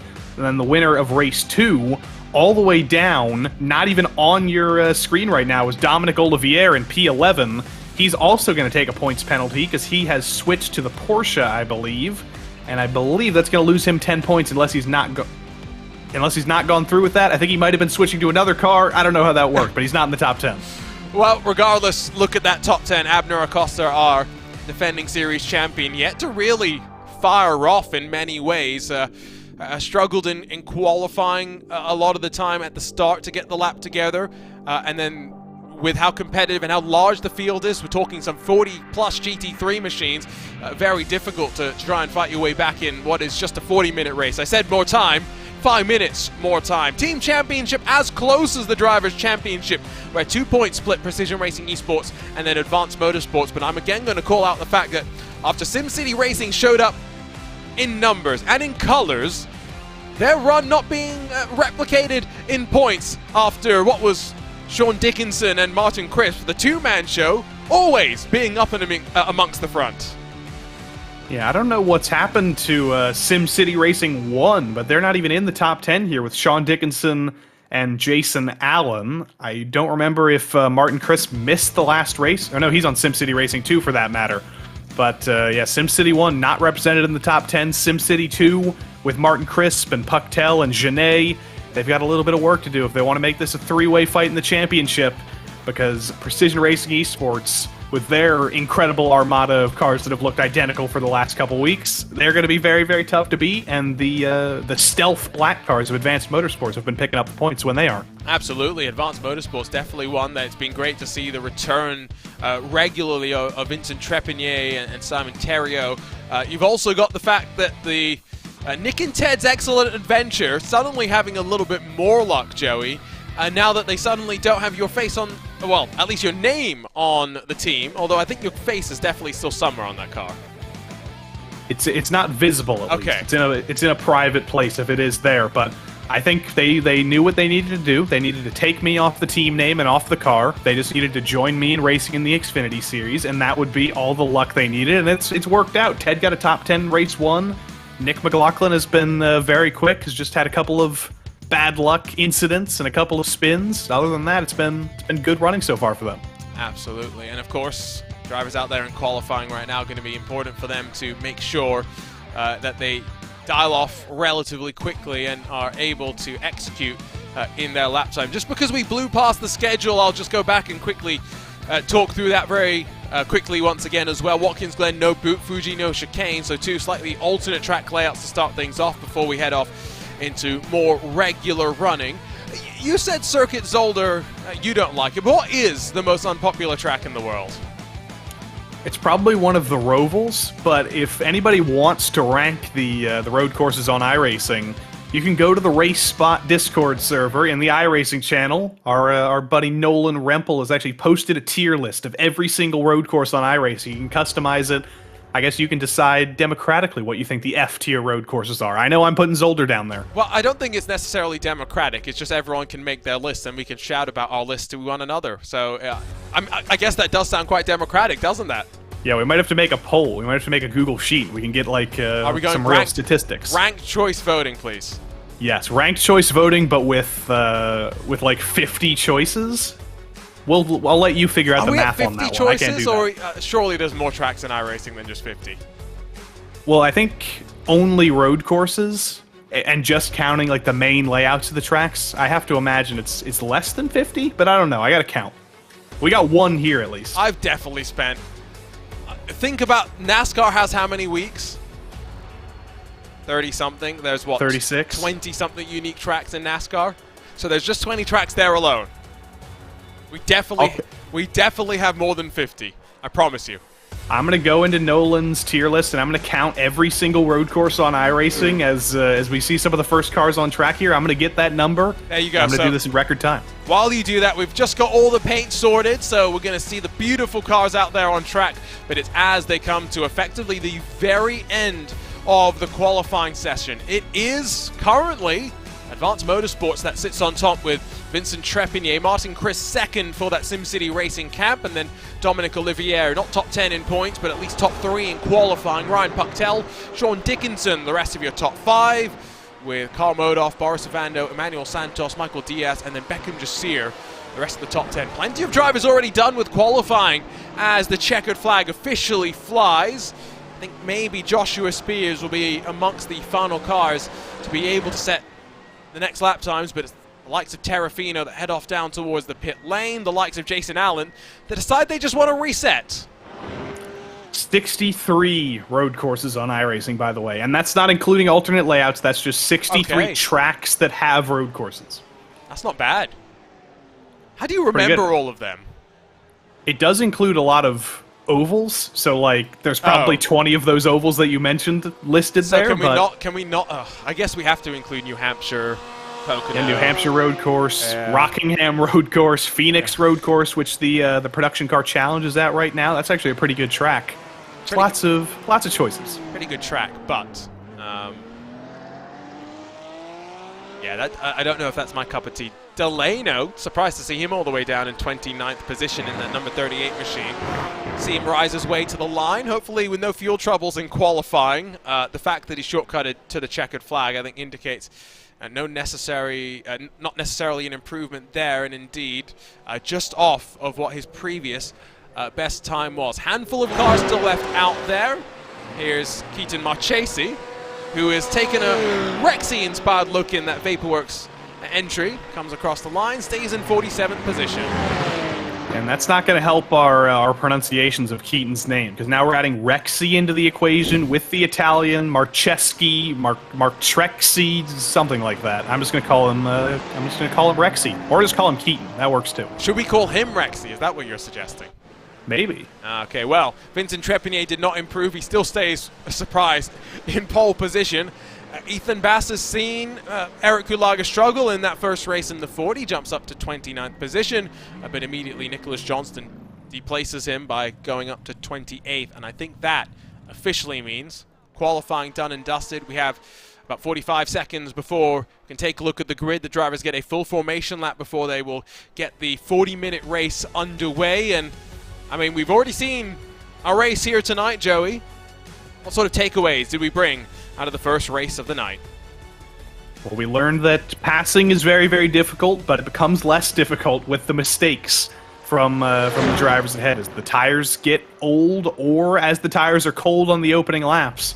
That's when mistakes happen. That's when you got to take advantage. And when you're in a series like the PRL GT3 Sprint Series, where you can see 39 cars covered by 2 seconds, 16 cars covered by 1 second, it's going to be even more difficult to make those passes, and you're just going to have to hope and wait for the mistakes from some of the best drivers in GT3 on iRacing. And let's not forget that we did have a tumultuous start to our GT3 fixed race. Lap 1 saw a lot of moments, including 4 wide in towards turn number 1, but they were all able to sort it out in time. It was really in the mid part of the lap where things did get a little bit more interesting. The drivers getting gridded up and ready to roll. The week off leads to Vincent Trepigny getting ready to see the green. The Advanced Motorsports 187 punches in a 155.682. He'll see Martin Crisp alongside, while Dominic Olivier brings the splash of yellow in that Precision Racing Esports black number 9, alongside Ryan Puctel in the orange SimCity Racing number 21. It's Dickinson and Modoff in row number 3, with very much a sea of Porsches through the front of the field. Boris Ovando, Emmanuel Santos, Michael Diaz, Beckham Jasir, your top 10. Gonzalo Cortez, Scott Rister, 11th and 12th positions, with Simon Terrio in 13th, and then Arnaud Genet in 14th. Jeremy Gonzalez in the Precision Racing Esports black car is inside of Scott Kimbrough, while Abner Acosta, the defending champion, 1 second off the pace in qualifying, has some work to do to find his way forward. Evan Smogor is company for him, while Diego Morales and then Noah Anderson bookend the top 20. It's Nathan Bartley, Alessandro Toccio, Michael Terrafino, and then Kevin Simpson completing the top 12 rows. Jason Allen, Fernando Yaquez, David Mendoza, Nicholas Johnston, Gary Brown, and then Ethan Bass, your top 30. And we've still got 19 more cars to go. Justin Delano, Nick McLaughlin, Joshua Spears, Matt Scherf, Ted Lowendick, and then Caven Norris Still only 1.8 seconds off the pole here with Quacknin, Ryan O'Connor, Joseph Carnes, Philip Magnon, Marc-Andre Desjardins, and Miguel Angel Fonseca continuing to carry a quite interesting livery after Fuji. Patrick Fogel, Corey Hogan, Jay Steffi, Alexander Breton, Keaton Marchese, and then Faris Nasser through the field of 48 GT3 cars doing their best to strain my voice. And with that many names, it's great to also see plenty of faces, as Ted Lowendick reminds us that not only is Daniel Ricciardo back, the background makes a return as well. Indeed it is. He's put the green screen up. We don't actually get to see the mysterious basement behind him with all of his merchandise. Hopefully, well, does Daniel Ricciardo give you good luck? Does he give you bad luck? It's going to depend on the year. We'll see how that goes. But right above him, that is Nick McLaughlin in his still reasonably new rig. Probably still has that new rig smell, or at least that newly moved rig smell. Vincent Trepanier next to him. Kevin Norris on the top right, hoping he doesn't get taken out on lap 1 like it seems he always does. Karl Modoff is dead in the middle there, trying to return to the victory after losing race 1 after running out of fuel. Quacknin in the middle on the right, and then Miguel Angel Fonseca, and downtown Gary Brown down there on the bottom. I wish there was one more so it would be even.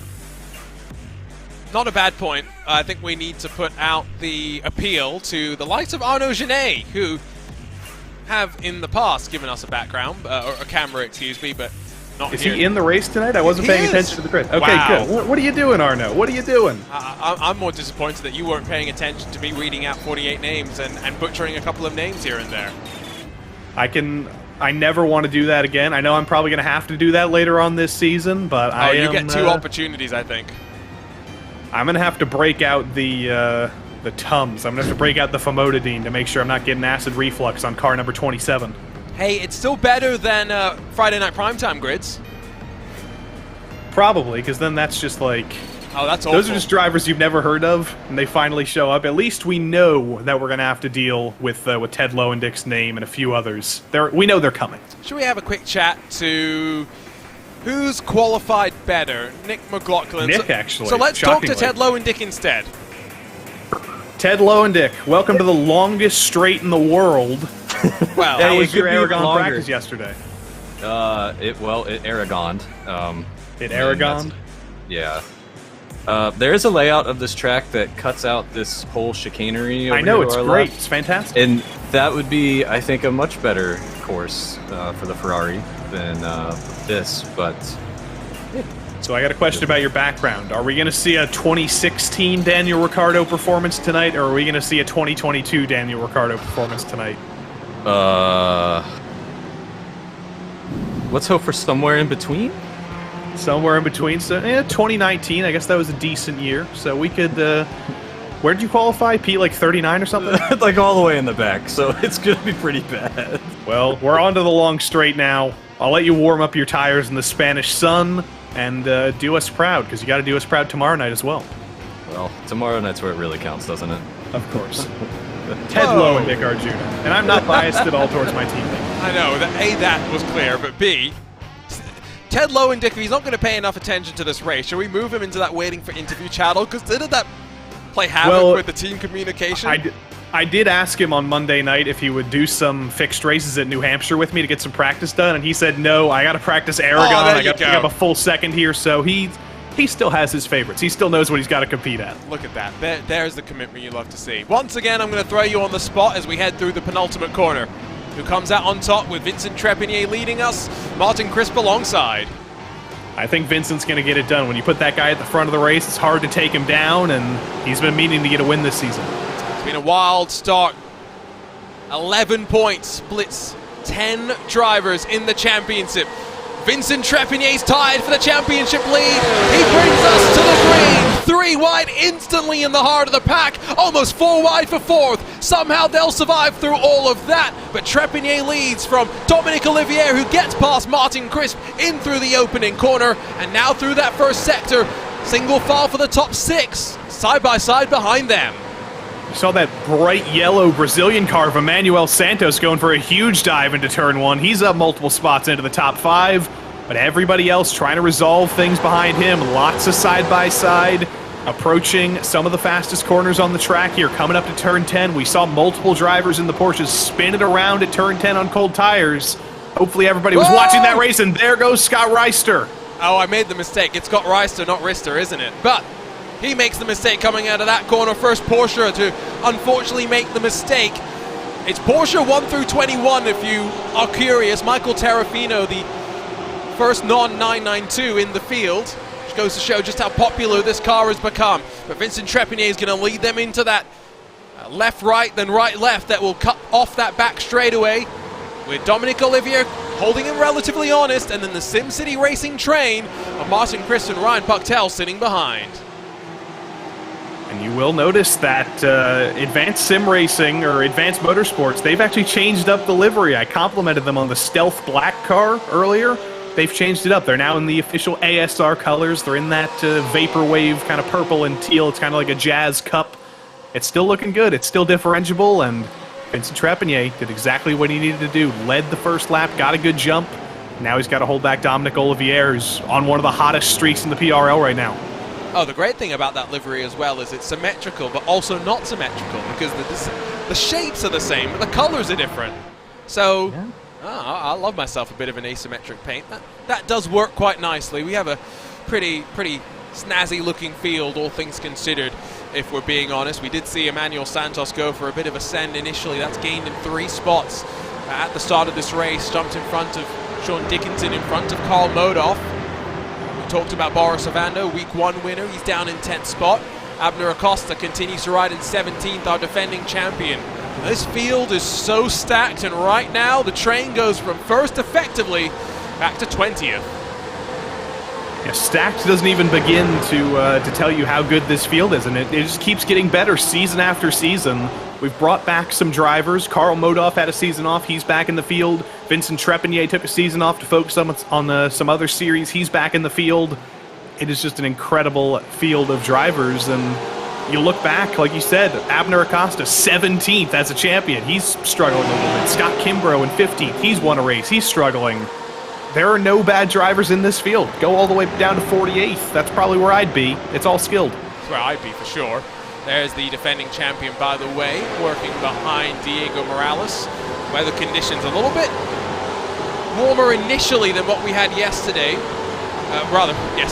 Previous race, with the track temperature actually being stable. It's the air temp that's slightly cooler. We're still getting those strong winds. We're still seeing the clear skies. That means not much cloud cover for these drivers to necessarily worry about. We are potentially seeing a breakaway at the front, though, with Olivier holding relatively close to Trepanier. Martin Crisp qualified in second and starting to struggle.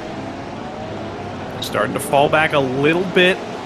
It is the Sprint Series, though, so we know the setups are different. They may all be in Porsches in the top 10, but they are slightly different setup-wise, as there's a little bit of an argument between Simone Theriault and Jeremy Gonsalves, still going at it through the final corner. I don't know if Gonsalves is going to get a slowdown for ending up in the runoff there, but he's not too happy about that. He is running straight to the side of Theriault, not letting him go, and he finally gets the move done in turn 1. With a little bit of contact, but he's good. You don't want to be on the outside, in my mind, into turn 1. And, well, Theriault tried to cut back and get underneath and found a Precision Racing Esports Porsche parked on the apex. Not necessarily what he had in mind. And, again, just a reminder, it is, yes, Porsche 1 through 20 right now. Michael Terrafino has been able to climb up at least into that 21st spot. The only incident that we've really seen at the start here, and this is on the second lap of the race, I'll point out, is for Noah Anderson, who in the Porsche gets very close to the back of Jay Steffi and then loses it by himself. And that is a GT3 moment. You make a little bit of contact, or did he make contact? There was a little bit of contact. He was already looping it around, but the contact with the back of that Porsche didn't help. And poor old Noah Anderson, the only driver to go Porsche mode and loop it around, getting a very good look at the inside of the Ford GT there. Didn't hit anything, but he's all the way down to 48th. That's usually a good sign of whether contact happened or not, how far inside the car you get riding from the nose. Santos up in front now of Ryan Pucktel has been able to slip on through, and you can see the 2-second buffer up to Martin Crisp. You got to wonder, yes, like Joey mentioned, with no one well, I say no one. Teammates might be on the same, if not similar setups, but there's going to be some variance. Some drivers may have a little bit more speed down this long straight. How that's all going to play itself out. Martin Chris not totally out of the draft of Olivier just yet, but he is out of the draft of Santos behind. Look at that checkup into the hairpin. Pucktel a little bit earlier on the brakes than Dickinson. Couldn't get quite the drive off the corner that Dickinson could, and that just checked everybody up all the way back to the back of the train with Gonzalo Cortez in that bright blue Porsche in P11. It's a momentum track, and it is a track where you can have stack-ups like that, so you're going to have to be careful into that hairpin that you don't get front-end damage in the next couple of laps, because with that long straight line, you absolutely do not want front-end damage. You got to be careful with those big checkups. So, see that margin continue to grow. Can now see Sean Dickinson and Karl Modov go side by side. Modov tried to get on through, but now potentially compromises him. It's Beckham Jasir in that fiercely forward car, looks to the outside. He's another one trying to switch back, and the way that these more complex sections work, it's a lot of give and take, and you saw what happened there when Modov tried to take advantage.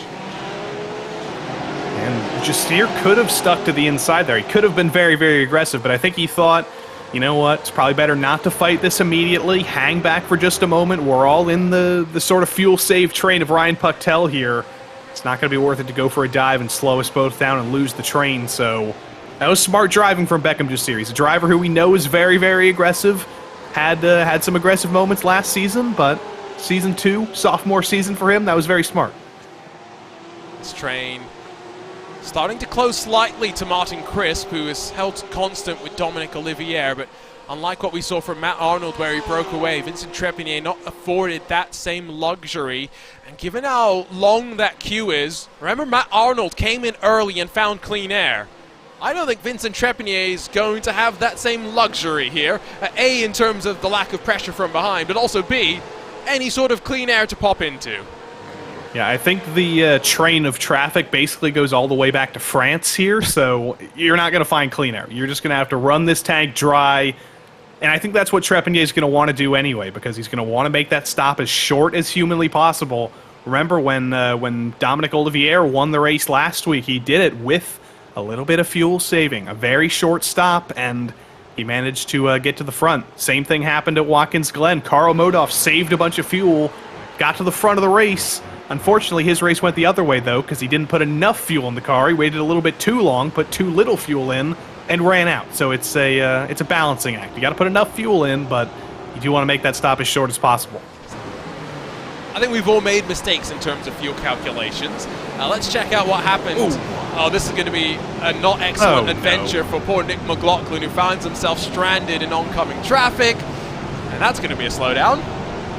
That is a Nick McLaughlin moment right there, because he did nothing wrong. A couple of drivers ahead of him decided to go silly mode and take each other out, and Nick just has nowhere to go. He just happens to be on the scene right as there's the first punt of the race. Poor old Nick. If I was going to drag him in here, this would be the moment to do it, but I think he's got to stew a little bit. Oh, no, he's still got to fight. He's alongside with Miguel Angel Fonseca in the tribute livery from Japan that carries forward after our week off. Porsche's up the inside. McLaughlin might have the camber to be able to hold on if he can get onto the power nice and early, but shorter distance. Going to play advantage now to our former AM Series champion here in GT3 Sprint, Alexander Breton. Might try and get up the inside of the Ferrari as well. You're almost 3 wide for a moment there. McLaughlin still trying to make the outside work. Very late in the brakes, and he does get that move done, so well done, Nick. Maybe with the power of a little bit of rage. He is Canadian, so rage for him is basically going, oh no, and then getting back to racing. But still, good move. I thought that Canadians just channel their rage into maple syrup. I mean, if you're Nick McLaughlin, he's certainly done that. I think that's where the magic of maple syrup comes from. Pucktel now, is he going to think about a swap with Dickinson and allow his SimCity Racing teammate to try and pull him forward, given that not necessarily showing the speed to hold with Emmanuel Santos, and poor Sean Dickinson's having to have Karl Modov right up the bumper and putting plenty of pressure on him. I think we've had more spills down at the hairpin, because that's Marc-Andre Desjardins spooling back up to speed. And that was right behind Nick McLaughlin, so as soon as we looked away, everything behind him just decided to go crazy. But things are a little bit crazy for P5 here, because these are teammates, Pucktel and Dickinson for SimCity Racing. 1 versus 2. First of all, let's see what happened between those two teammates for Unit Sim Sports, the hairpin. That was Desjardins too late in the brakes and very smartly moves over to the right to make sure he doesn't get into the back of his teammate, but does end up spinning himself there. Oh! It's very, very smart avoidance there. Very well done, very heads-up driving, but hopefully next time he gets on the brakes at the correct point. Less than optimal there, and maybe teammates on the radio going, "Oh, you scared me." It's all good though. Managed to hold on. Cocktail still holding on to Santos and the draft. You can see, in fact, Dickinson, the one that's a little bit wider out of turn 14, and got to be very careful out of the left and not pick up that sausage curb as we saw a couple do in that Fixed Series race, and not just one corner of the car that gets airborne in certain cases. All 4 corners can end up in the air. Behind Caven Norris, Matt Scherf and Joshua Spears battle. You got Kwoknin, Ryan O'Connor as well, but I figure the Matt Scherf fan club's out in action. I'll be delighted to see the 43. Of course, having a decent race, but this is a decent race right here. Dickinson and Modoff have just been going at it for the last couple of corners. Modoff had the position made, he had the pass made, Dickinson fought it back, but the battle's going to keep on going here down the front straight. Into turn 1, Modoff, can he be later on the brakes? He can. And the inside does work through there. He's barely clear of Dickinson. I think Dickinson had to lift a little bit there to make sure there wasn't a collision. Modoff does get through.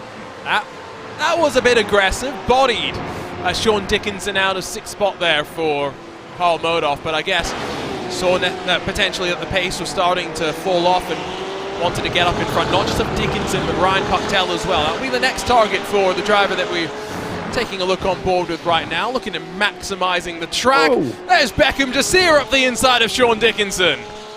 It's just bully Sean Dickinson day, apparently. Carl Modoff pulls a slide job on him in turn 1, and now the newly conservative driver Beckham Jasir, who he said was not going for dives like that, suddenly he says, you know what, I'm going to take advantage of this, I'm going to go for the dive on Sean Dickinson, and now he learns why he didn't do that on the opening lap, because here comes Michael Diaz to get by him down the long straight. Got Boris Ovando there behind as well, just inside of the top 10. Beckham Jasir loses 1, but might still get the chance with a slight overlap on the inside of 13 to fight back, and indeed will pressure Diaz into giving him some room and holding that position for the time being. It's a, like we said earlier in the fixed race, difficult track to pass at, and so you really have to work for it. And you can't afford to give up too much time when you're looking for moves. Trepanier still leads from 1.2 seconds. Dominic Olivier chasing him down, but Martin Crisp increasingly under pressure from Emmanuel Santos. And the battle for 3rd is on here.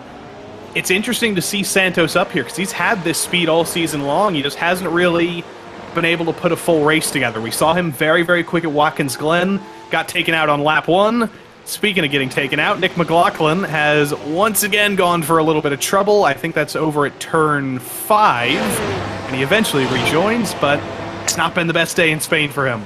No, we've also had small issues for the likes of Justin Delano and Faris Nasser, but other than Scott Reister, who is in pit lane, everyone is still at least out there on track.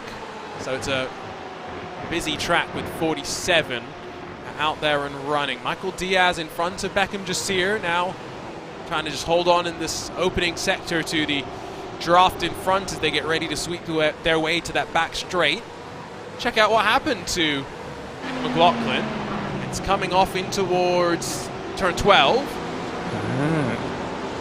Different corner than I thought here. That's the problem with this track. They all the corners kind of blend together and look the same, but it's his own spin. Oh, it was turn 12. I got confused for a sec by that camera shot. Yeah, that's the little off cut from the back straight. I thought it was a little bit earlier on in the lap, but McLaughlin just taking taking a little bit too much of the curb. Yeah, loops the Ferrari around, and there is Armco on the inside there. And unfortunately, I think that's 3 weeks in a row that Nick McLaughlin is going to be driving for the next 25 minutes with front end damage.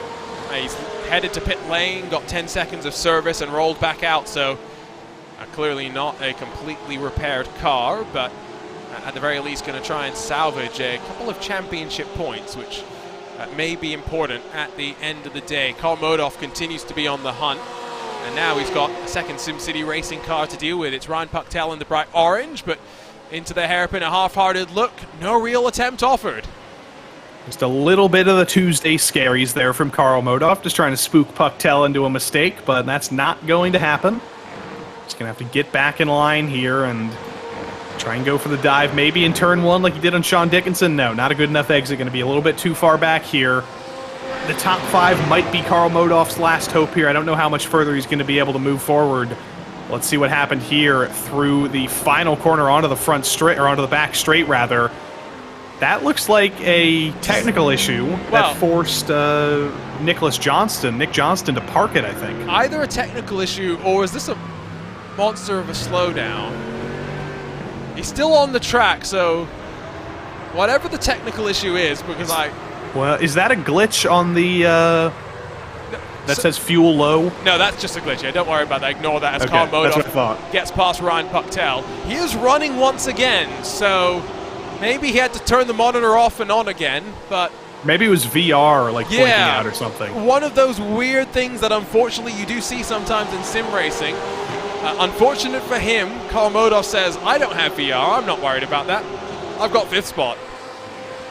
Indeed he does, past Ryan Pucktel, and now it's the Dickinson and Pucktel show. It's SimCity Racing together again.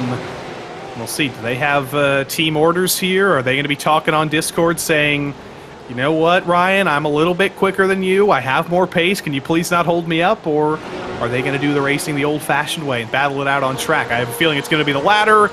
Jeremy Gonsalves not on the track. Ryan O'Connor not on the track. It's all kicking off. Yeah, there's a few different things going on. Like we mentioned, the likes of Justin Delano had already been involved in incidents of their own.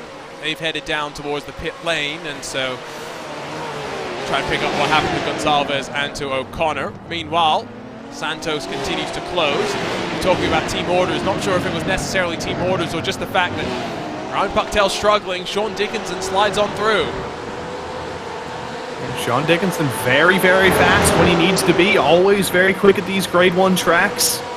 And he is back to form, trying to hunt back into the top 5 here. See if the follow of the Pucktel continues. Here comes Michael Diaz into turn 1. Gets him clear already. Doesn't even need to go for the slide job like Karl Modov did. He's clear into 7th. SimCity Racing does look like they're struggling a little bit. See what struggles happen for Precision Racing Esports, and that's getting tagged from Simon Terrio behind, I'm pretty sure, for Jeremy Gonsalves. And while that happened, almost simultaneously, Ryan O'Connor had an issue in his Mercedes.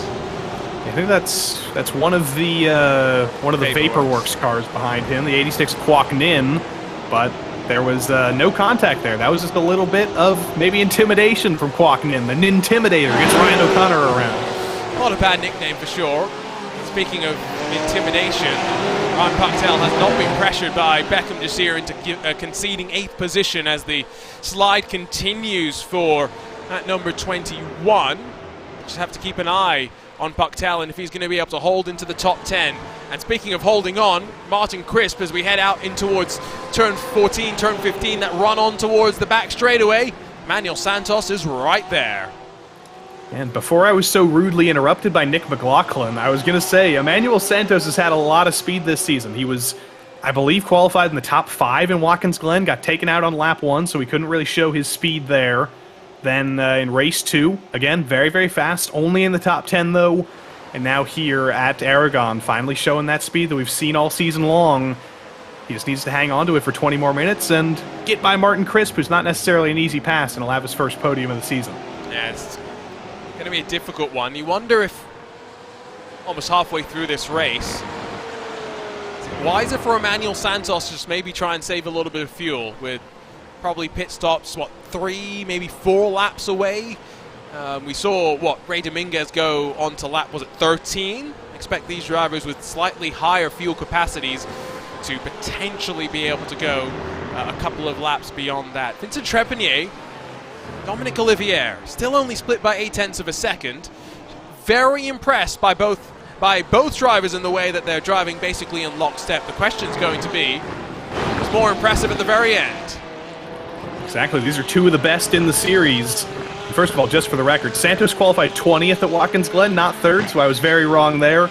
But one fact that I do know is Dominic Olivier is on a very, very hot streak right now. Won the last race he ran in F3 at Mosport. He actually won his first F3 race in the PRL, and the race he ran before that was GT3 fixed on Fuji 2 weeks ago. He won that race as well. So he's undefeated for the last 2 weeks. That's a pretty good record, and he's only been closing. Fake stat. We had a week off. We did, but it wasn't a week off from F3 though. You got to so say won for that two. week. You got to say for 2 race weeks. I think that's because we've got these gaps in the PRL to appropriately put it in context. Because it's still impressive at the end of the day. Because I think if you go through your stats, Joey, that's not very common. It definitely isn't, and I think Dominic Olivier is going to be sitting on that right now. He's going to be thinking, "Hey, I haven't lost a race in 2 I'm weeks." undefeated. Exactly. I mean, he was defeated in round 1, but it's been 2 point. weeks. We're good. Yeah, that doesn't count. That's beyond the window that we're looking at. I'm a mixed martial arts fan. The one thing that I always love about that is how they'll really sell things. Let's say the guy's lost 2 of his last 5. They won't say it like that. They'll say he's won 3 of the last 4 or something, just to get the window, the framing right. Not going to have to worry about framing here because instead we're going to pit stop battle. Dominic Olivier comes in at the end of lap number 12. Very, very interesting. I didn't expect him necessarily to be the first driver to come in. But we're going to see, can he come out in clean air? You got to look deeper in the field. It's been a fairly short pit delta. It's not the longest pit lane in the world. But Dominic Olivier, as a Precision Racing esports driver, he's definitely got some kind of crew chief software open. He's definitely talking to his teammates in Discord somewhere. They're looking for those gaps on track. He's not the kind of driver who I think is going to make a mistake and end up in traffic. So clearly he's seen a place, and now he's got to get those qualifying laps down. Vincent Trepigny does as well. It's going to be the old classic, the race of the blend. Where has Dominic Olivier come out? Directly behind Kevin Simpson. Yeah, this is not ideal, and the frustration continues until he's able to jink to the inside and finally finds a pocket of clean air, but does have some cars up the road that he'll have to deal with. Yeah, but I think Dominic Olivier is basically just proving me entirely wrong. I thought he found a gap of clean air on track, and evidently he miscalculated that. Came out directly behind Kevin Simpson. Jason Allen coming up a little bit later, and then he does find a little bit of clean air, but even just getting held up for 2 corners by that one car, that's exactly what Vincent Trepigny needed, to pull a couple of extra tenths and make that gap even more comfortable. That was also a very short pit stop. You're right, 10.4. Remember, it was 10.0 for... I already forgot who ran out of fuel in the previous race, but that was too short of a pit stop for them as well. Me too. However, I've just noted that Jeremy Gonzalez, who has already pitted 11.2 seconds, that's not maybe too far off the ballpark. Santos up the inside, and as much as Chris tried to switch it back, I think the 114 just has the slight edge in pace right now, and heading off into the pit stop cycle, Santos finally clears Crisp. It was Andre Benatti who ran out of fuel in the previous race, by the way. I just remembered, but look at this racing into turn 1. Santos going for all sorts of defense into turn 1. Does finally get the move made on Martin Crisp, holds him off. And I think Crisp is he's going to want to make that move back. I don't know if he's going to have the speed to do it, but he's especially fired up now, because when somebody makes that dive on you and somebody's very defensive, it just makes you want to pass them even more. And Crisp is hoping he can be just as good on offense.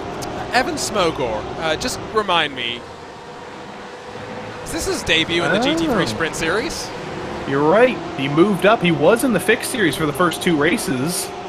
If I'm not mistaken, I'm going to go look at the championship standings to be sure. I think he might have actually been deleted from the fixed championship standings because he moved up, but I think he did. I'm almost 100% sure because A, slightly different livery, B, no Flying Lion Racing affiliation, at least for the team names that we've got. So Evan Smogor. He's with Vulture Motorsports now, so we have moved over to the rival. The fax hasn't been received by RaceSpot just yet, so we'll get that updated for next week. But interesting to see him. He's pitted, he's in 32nd, he's in front of a bunch of other cars that have already come down pit lane, like Fernando Yaquez, Matt Scherf, David Mendoza, so impressive run so far for Smogor. See how it continues. Crispy is being passed by Santos. Next up, Carl Modoff. Yeah, Carl could be on for, it would be on for 4th place once everything cycles out. Could be on for 3rd place if he can get by Santos. But this is kind of a scale of experience in the PRL. Carl Modoff most experienced driver in this field in the PRL, most wins in PRL GT3 history. Martin Crisp has been with us for quite a few seasons. He's improved every single season and eventually became a driver who can win races every single season. He's going to come down pit lane because he was stuck behind a rookie in this series, Emmanuel Santos. We'll see where he blends with Dominic Olivier. We should expect to see Dominic Olivier probably 3-4 seconds up the road, but of course traffic's going to play its part. Let's track the progress then of the SimCity Racing 957, as finding those marks is going to be so important for Martin Crisp. Does not slide through his box, nice and tidy. But already you can see there is Dominic Olivier across the line in towards turn number 1. Still waiting for Crisp to be released. And if you remember, Dominic was a good 5 seconds ahead of Martin Crisp when Dominic came into the pit, so it's not really a surprise to see this big of a gap, but it might be a little bit bigger than I expected. I'm going to do some quick math in my head, which I probably shouldn't do. That looks like a gap of almost 15 seconds, if I'm doing the math correctly. More like 10 seconds, but still, it's a big gap. I don't know where you're doing the numbers, but I think it's 7, maybe 8 seconds. Something like that. Either way, it is bigger. So it is bigger. I agree with you there. That tells us a little bit about the battle, actually, because we thought Dominic got held up by that car he came out behind, Simpson. He could be in good shape. Yes and no, because I'm now still very concerned about Dominic Olivier's amount of fuel, because he put 10.4 seconds in. Martin Crisp put 11.3 seconds in. And he's got to do 3 laps less than Dominic Olivier. And I'm still thinking back to Watkins Glen. I have to imagine that everybody watched that race back and they saw Karl Modoff was going to win that race, ran out of fuel on the final lap, and finished 10th or something. He lost the win. And I have to imagine that every driver in the field would have seen that and said, you know what? We're not going to take that big of a risk anymore. I don't want to be the guy who runs out of fuel on the final lap and loses. But I don't know if everybody's thought that through. Trepannier's in. Santos is in. Modoff isn't. Oh. Modoff saved until goes that 1 lap longer, goes on to lap 15, followed by Michael Diaz, Ryan Pucktel, and Beckham Jasier. Maybe that's why Pucktel was relatively slow. We'll have to very much wait and see. Top of shot, Trepanier in pit lane. Bottom of shot, Olivier rolling to the line, already up to speed. Trepanier, 10.9 seconds, right on the money where he needs to be. Will hold on to the lead, surely, but off of pit exit, it's going to be a battle in through the opening sector. It's going to be very, very tight here. Olivier's got a full head of steam, and he's within draft range of Trepanier now. Remember, that gap was about a second when Olivier came in the first place. Whoa! And the gap is nothing. He sends a dive on Trepanier. That's not necessarily a corner where you can actually make a pass, though. I think that was more of a... to send the fear into Vincent Trepanier's eyes. He knows Olivier is there now, and look for him again coming into the hairpin. There's one of those grandstands, by the way. We found one. My goodness me. I got very scared. Heart in my mouth. I can only imagine what it must have been like for both Trepanier and Olivier, as Olivier tried to take advantage of the cooler tires for Trepanier after just working out of pit lane. So Karl Modoff, I think, is now the question. Not necessarily about being able to jump to the leading 2, but potentially to be able to get up in front of the likes of Sean Dickinson and Martin Crisp, who have swapped around through the pit stop cycle. They have. Santos was 10.6 seconds in the box, Dickinson 11.1, Crisp 11.3. So very different fuel numbers for all these drivers, but look at Sean Dickinson. It's going to be the battle for the podium for him now. It's going to be between him and Santos and Modoff. Just depends on where Modoff comes out. That'll determine how big and how aggressive of a battle it's going to have to be. And there is Modoff right on cue. Going to lead the train in. We've got, what, 7 cars? Modoff, Diaz, Pucktel, Jasier, Terrio, Acosta, Torchio. That all have to make what will hopefully be no more than a 10-second pit stop for them. We know that Trepanier, we know Olivier will cycle back to the lead. We know Santos and Dickinson are going to be watching for Karl Modoff, who finds his marks. I think went up on the jacks as well, so he is going to grab some tires. Does drop, and now 11.6 seconds later will roll, but potentially behind Santos, Dickinson, and even Martin Crisp. It's going to be a blend here. I think Santos is going to get by. Yes, he does. Modoff versus Dickinson on the pit exit, though. Dickinson had to lift out a little bit there because that pit exit feeds you basically directly onto the racing line. Modoff does come out in P5, but it is a three-way battle for third now. Dickinson's going to be able to bring that gap down to Santos. You know Modoff is going to be in the fight as well. I think he's communicating with his team right now. He knows it's a three-way fight for the podium now. Maybe even four if Crispin catch up. He was 1.3 seconds slower from cone to cone than Emmanuel Santos. Pit stop execution can make or break these races, and it potentially has put Karl Modoff in a spot to now have to try and fight his way forward. Look at those times for Boris Ovando and for Beckham Jasir. Yikes. Oh, yikes indeed. They are hoping that Vincent Trepigny and Dominic Olivier do not extend this race to a 20-second lap, I'd bet. Yeah, unless Beckham Jasir has been going absolutely insane fuel save Amunga, I don't think he's going to finish this race. I think he's going for a 40th place finish with 8.6 seconds in the box. He didn't look like he was fuel saving. He was sending dives. He was aggressive. I'm scared. I'm a little bit worried, given that we've already seen. Although Beckham Jasir has just come in this lap, so he only needs about 8 minutes worth of fuel. But Michael Diaz, Ryan Pucktel also came in on the same lap. They're closer to 10 seconds. Hopefully not flying too close to the sun there. To the line to take what should be 5 laps to go. Vincent Trepigny has re-established the arm's length over Dominic Olivier. 1 second between the top two. Yeah, I think I understand now why Dominic went for that dive straight out of the pits on Trepigny, because this gap has ballooned back up to 1/10 of a second. He's kind of in a bubble here. He's struggling to get closer. He had to get aggressive and take the chance when he got it, because I don't know if he's the quicker of the two right now. Qualified behind Trepigny, has been running behind Trepigny all day. It is so difficult to beat Vincent Trepigny when he's at his best, and even just keeping pace with him is difficult enough. I think the thing that we've also seen is the more dirty air there is, the longer the queue, the more fighting you get. And if it is just two, it does not tend to be the easiest to make the moves happen. There is plenty getting stacked up behind Emmanuel Santos. The train technically only goes back to 9th, but it's only then a further 1.5 seconds to Pucktel, a further 2 odd seconds to Cortez, another 2 to Simon Theriault.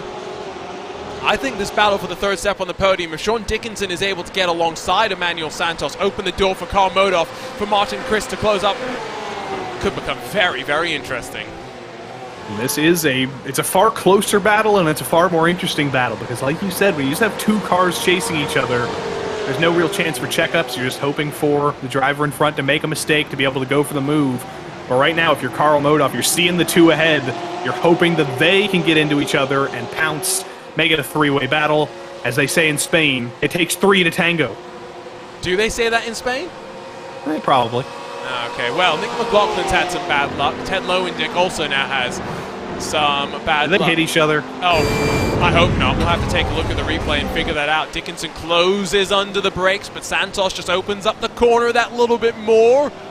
Tentatively, they work through that final couple of corners. 3 cars now separated by less than a second. I have to imagine that Santos's tires are starting to go off as well. He's been very, very aggressive early on, has been pushing very hard.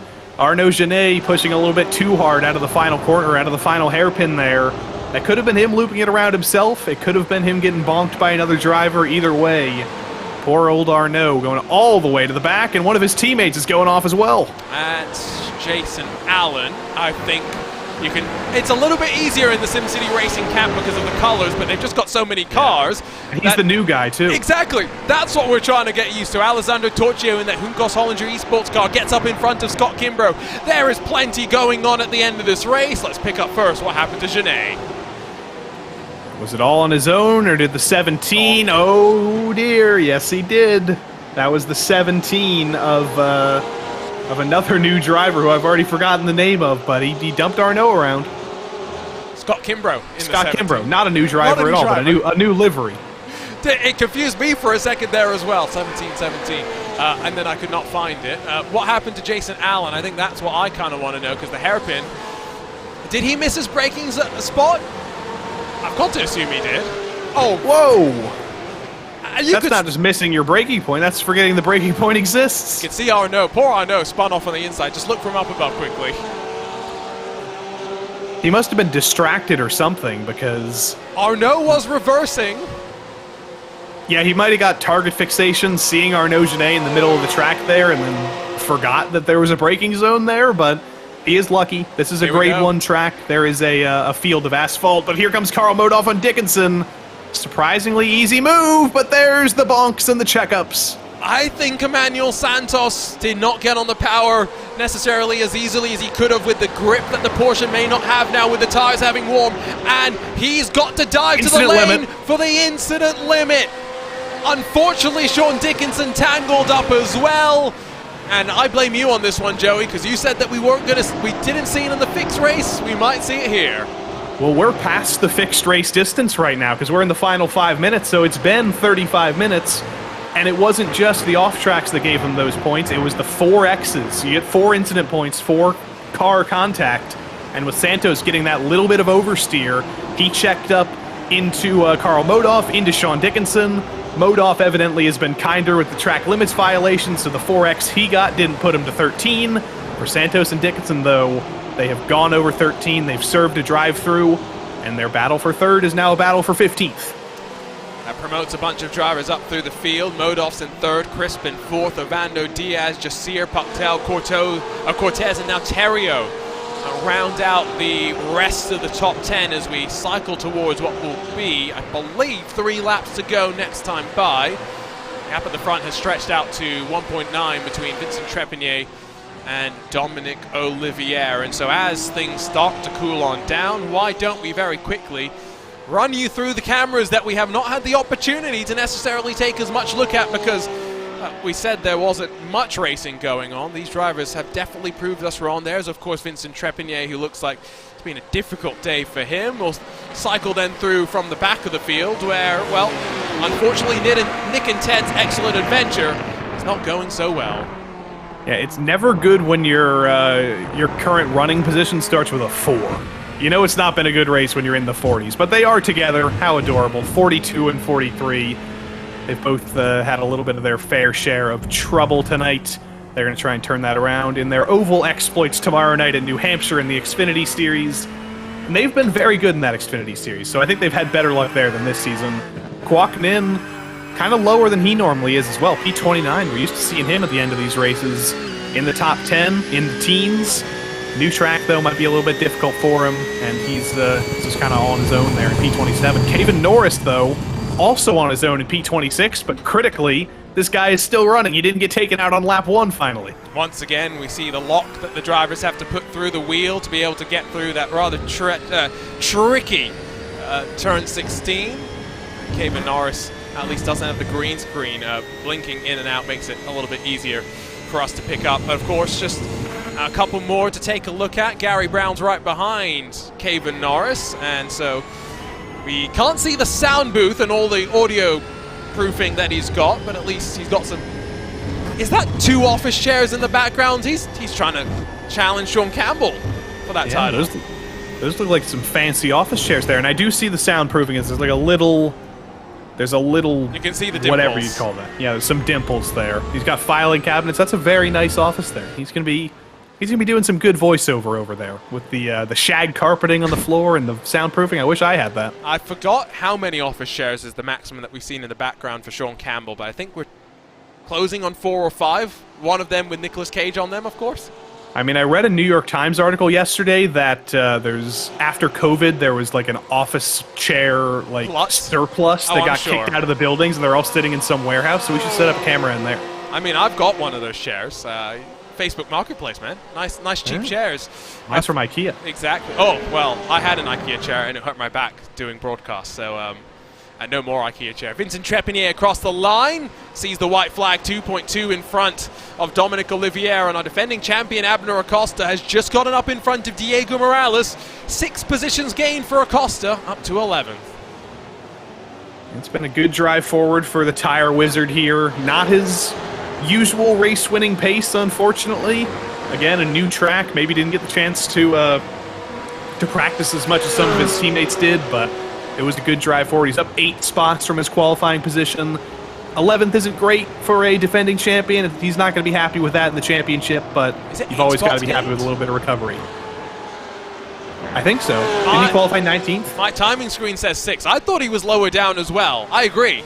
But I think he was 19th at one point. I think he lost a couple spots, but I just read it's like a net gain. I read what the timing screen tells me. Jeremy Gonzalez and Nathan Bartley head down pit lane. So add a couple more names to the tally of those that have been naughty and get the penalty for drive incident point infringements. Santos and Dickinson at least have some company in that club. Just a couple more corners for Vincent Trepigny to navigate, and someone that returns to the series at a time when it is potentially at its most competitive. And he's always been one of the best of the best. If you remember a couple of seasons ago when Sean Campbell, we keep bringing up his name, that's because he came to the PRL and was kind of a mythic force, went undefeated in GT4s, but the guys who finally defeated him in those races in GT3 were first and second here. Vincent Trepigny and Dominic Olivier beat Sean Campbell that season, and they are just absolutely dunking on the field tonight. Two of the best in the field, and it's been a masterclass by Trepigny, especially. Hopefully he doesn't get taken out by that spun car. Good job, Delano. Gets out of dodge, says Justin Delano, but Vincent Trepigny has managed the pace, the pressure, the tempo of this race. It's the 15th win in the PRL career for Vincent Trepigny in those advanced sim racing colors. Dominic Olivier continues the form with a second place, but the undefeated run, at least for the last couple of weeks, will come to an end. Carl Modoff third, just holds off Boris Ovando, Michael Diaz, and Martin Crisp to grab the final step on the podium. Michael Diaz, 6 thousandths in front of Martin Crisp at the line, shows that you've got to push to the very end of the race. Yeah, that was an incredible finish there. I thought that might have been a lapped car coming across the line. I didn't know if that was actually the finish, but well done by both of them. I think Beckham Jasir also got by Sean Dickinson on the final lap there. I think he got a drive-through and we didn't see it. There's all sorts of craziness, and the incident limit did really come into the fray there. And no, he didn't get a drive-through, but he did get the drive-through. We saw the drive-through. I think he then ran out of fuel as well. Did Beckham Jasir get a drive-through though? Oh, no, Beckham Jasir did not, sorry. I thought you told me Sean Dickinson. He must have run out of fuel in the final lap, because he lost out to Santos by a 10th at the line. 8.6 seconds. Too aggressive, I think. See if we can spool that up at some point. Not sure, but I enjoyed my first ever trip to Aragon, at least virtually. I wasn't necessarily sure how these road four-wheel racers would go around here, but it's not easy. It makes you work for moves, and I think we have a deserving winner at the end of the day. Of course, Vincent Trepigny returns to victory lane. The 22nd or 24th different winner in the PRL this season, I think. And it's his 15th win in GT3 competition. One more. And he ties who else but Nick McLaughlin as the second winningest GT3 driver of all time in the PRL. Second most winning driver. History continues to be written in the PRL. And as Ted Lewendick comes across the line, we can grab a look at your race results. Yes, we know it's a sea of Porsches, but Vincent Trepigny, the fastest of all of those Porsches, 2 seconds clear of Dominic Olivier. Carl Modoff third, almost 10 seconds further back, and just pipping Boris Ovando in the first of 2 Precision Racing Esports Purple entries. Michael Diaz able to climb his way forward to grab a top 5 finish, while Martin Crisp drops to 6th in front of his teammate Ryan Pucktel. Simon Terrio, Gonzalo Cortez, and then Abner Acosta, the defending champion, will round out the top 10. Down in 11th, we find Diego Morales in that We Race Esports car. He was +8. +10 for Alessandro Torchio in that Junkos Hollinger Esports number 73. Scott Kimbrough did get involved in a few things. 13th for him in front of Emmanuel Santos, the first of the cars that did have the incident penalty to serve. Beckham Jasir, Sean Dickinson, Evan Samogor, Arnaud Genet, Michael Terrafino, and then Kevin Simpson round out the top 20. Shout out there to Evan Smogor on debut, able to keep his nose out of trouble and basically finish where he qualified. Jason Allen, Fernando Yaquez, and then Ethan Bass in the fourth through the top 23 with Caven Norris, Josh Spears, Gary Brown, Kwoknin, Jeremy Gonzalez, Matt Scherf, and then Nathan Bartley, your top 30.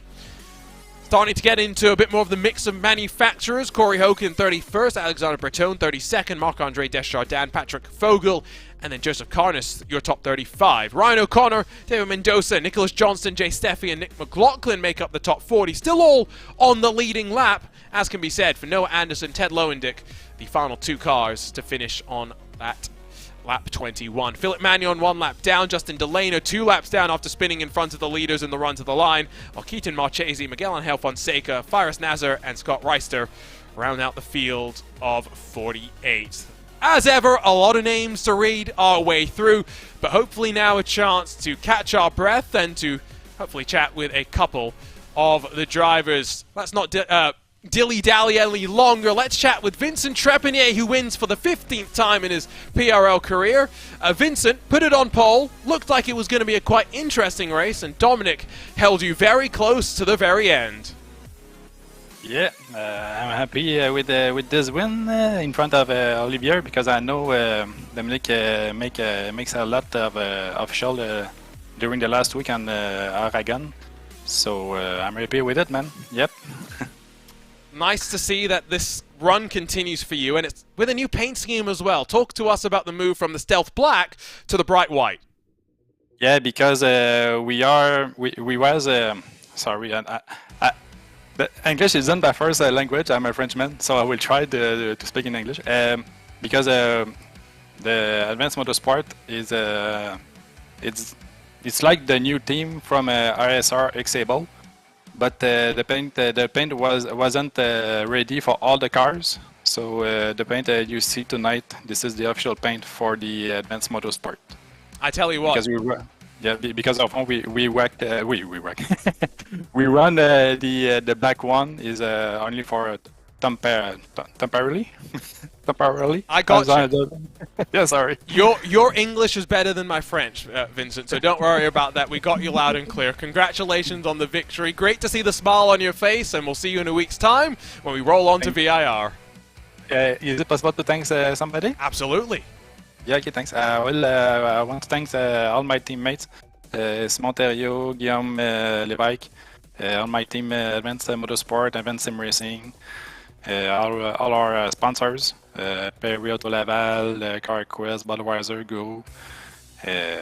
I think I say all, and thanks to PRL for the organization, and thank you RaceSpot for the awesome podcast. I think you got all the sponsors in there. Congratulations, Vincent. We'll see you in a week's time. Let's make our way over to the second step of the podium, though, where Joey Tebbin's getting ready to catch up with Dominic Olivier. Indeed I am. It seemed like you and Vincent had this track figured out like nobody else did, Dom. What worked so well for you around here, and what more did you need to catch Vincent at the end? Just executed a poor race on my behalf. Did a lot of laps, did a lot of practice for this event. Love this track, love this combo. I assume Vincent did the same. Yeah, just didn't get warm quickly enough, got him a little late, and took a little too long to get up to speed, get a good Q lap in, and then I started the race very poorly. Just got a good start, good jump on Martin, but just roasted the tires, had to slow down, let them come back, and I just kept trying to chip away at him. Took a gamble on the pit strategy, got held up, which kind of ruined my opportunity, and then in the end had way too many X's, was on 1X for the last like 6-7 laps, so had to back off a little bit. You know, the incident limit was definitely a storyline tonight, but congrats on P2, Dom. It's going to be good for the championship, and I guess we'll see you on Thursday before we see you next week. Yes, for sure. Looking forward to Jerez. I need to start practicing. We'll let Dominic get back to practicing another Spanish track. He's got to defend his F3 win. But we got one more driver to talk to, and it is third place and friend of the incident limit, Carl Modoff. He's with Arjuna. Yeah, Carl, I mean, I think the defining moment of your race was the bumper cars, where you fortunately had played kind with track limits and did not have to run down pit lane. Talk to us what was going through your head at that moment. Oh, he's trying to get the button. Oh, well, he's working hard. We'll give him a couple of minutes to see if he can try and figure it out, because while Carl Modoff tries to get his microphone working, Joey, we had a lot of fun here at Aragon. We did. It's the ultimate test of a new track, putting it in racing conditions, and I think both of these races delivered tonight. In the Fixed Series and the Sprint Series, we had some dominant winners, but we had some great racing behind. And I can't wait to come back here in a season's time when everybody's a little bit more experienced, everybody's got more setup practice, and I think we'll see even better races at this place in the future. Poor Carl Modoff is trying and trying and trying, but he looks quite frustrated, so we will instead talk about what's coming up next we head to VIR, because this is a roller coaster. I think you described this very complex like that, but it is also one of those tracks where you are rewarded for pushing the limits. Plenty of tarmac runoff here for the drivers at Aragon. Not the case at VIR, where it's an old school track and mistakes are punished. Yeah, there is a lot of runoff, but in a very, very different way. You can see the sea of grass that kind of defines VIR. You can recover if you go off here, but you are going to be flailing around in the grass for many, many seconds until you can finally get it back on the racing surface. It's essentially like there's an ocean on the outside of the track, and you're driving off a cliff. So you got to be very, very careful on the tight and twisty confines. Don't get distracted by any of the beautiful scenery, and make sure you get your practice in, because there are a lot of corners. And again, I'm going to reiterate the fact that I love VIR, and I wish it was used more in official racing, which is why often you have a lot of these drivers who may not have that much experience of how much dirty air can impact the cars, because I think a lot of people will not recognize how frustrating it can be through the S's to be 4 cars back in line. What I am thinking is going to be quite interesting, though, Joey, is after that, we just got Spa before we get to the halfway marker, and then, at least in this GT3 Sprint Series, maybe we get a slightly better picture at who's going to be like Abner Acosta, like Fernando Yaquez, and those that were fighting for the championship last year and staying out of trouble and being up towards the front. I think this race is probably going to look a lot like the championship fight here. I think it's going to be Trepanier, Olivier, and Modov fighting for that championship once everything starts to cycle out. But as I say that, I might be surprised, because there is still Abner Acosta. We're waiting for him to get his speed back. We're waiting for Beckham Jasir to get his speed back. Diaz and Ovando, those guys are always threats. But I think it's going to be Trepanier, Olivier, and Modov fighting at the very, very top. I think we're looking forward to it, that's for sure. What a season we're in for, not just in the Sprint Series, the Fix Series shaping up as well.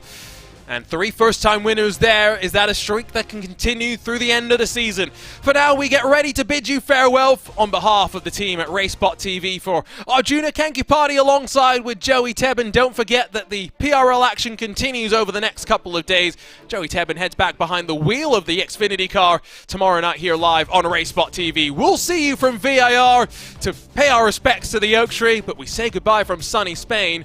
All right, it's Vincent Trepanier that walks away on top in the GT3 Sprint Series.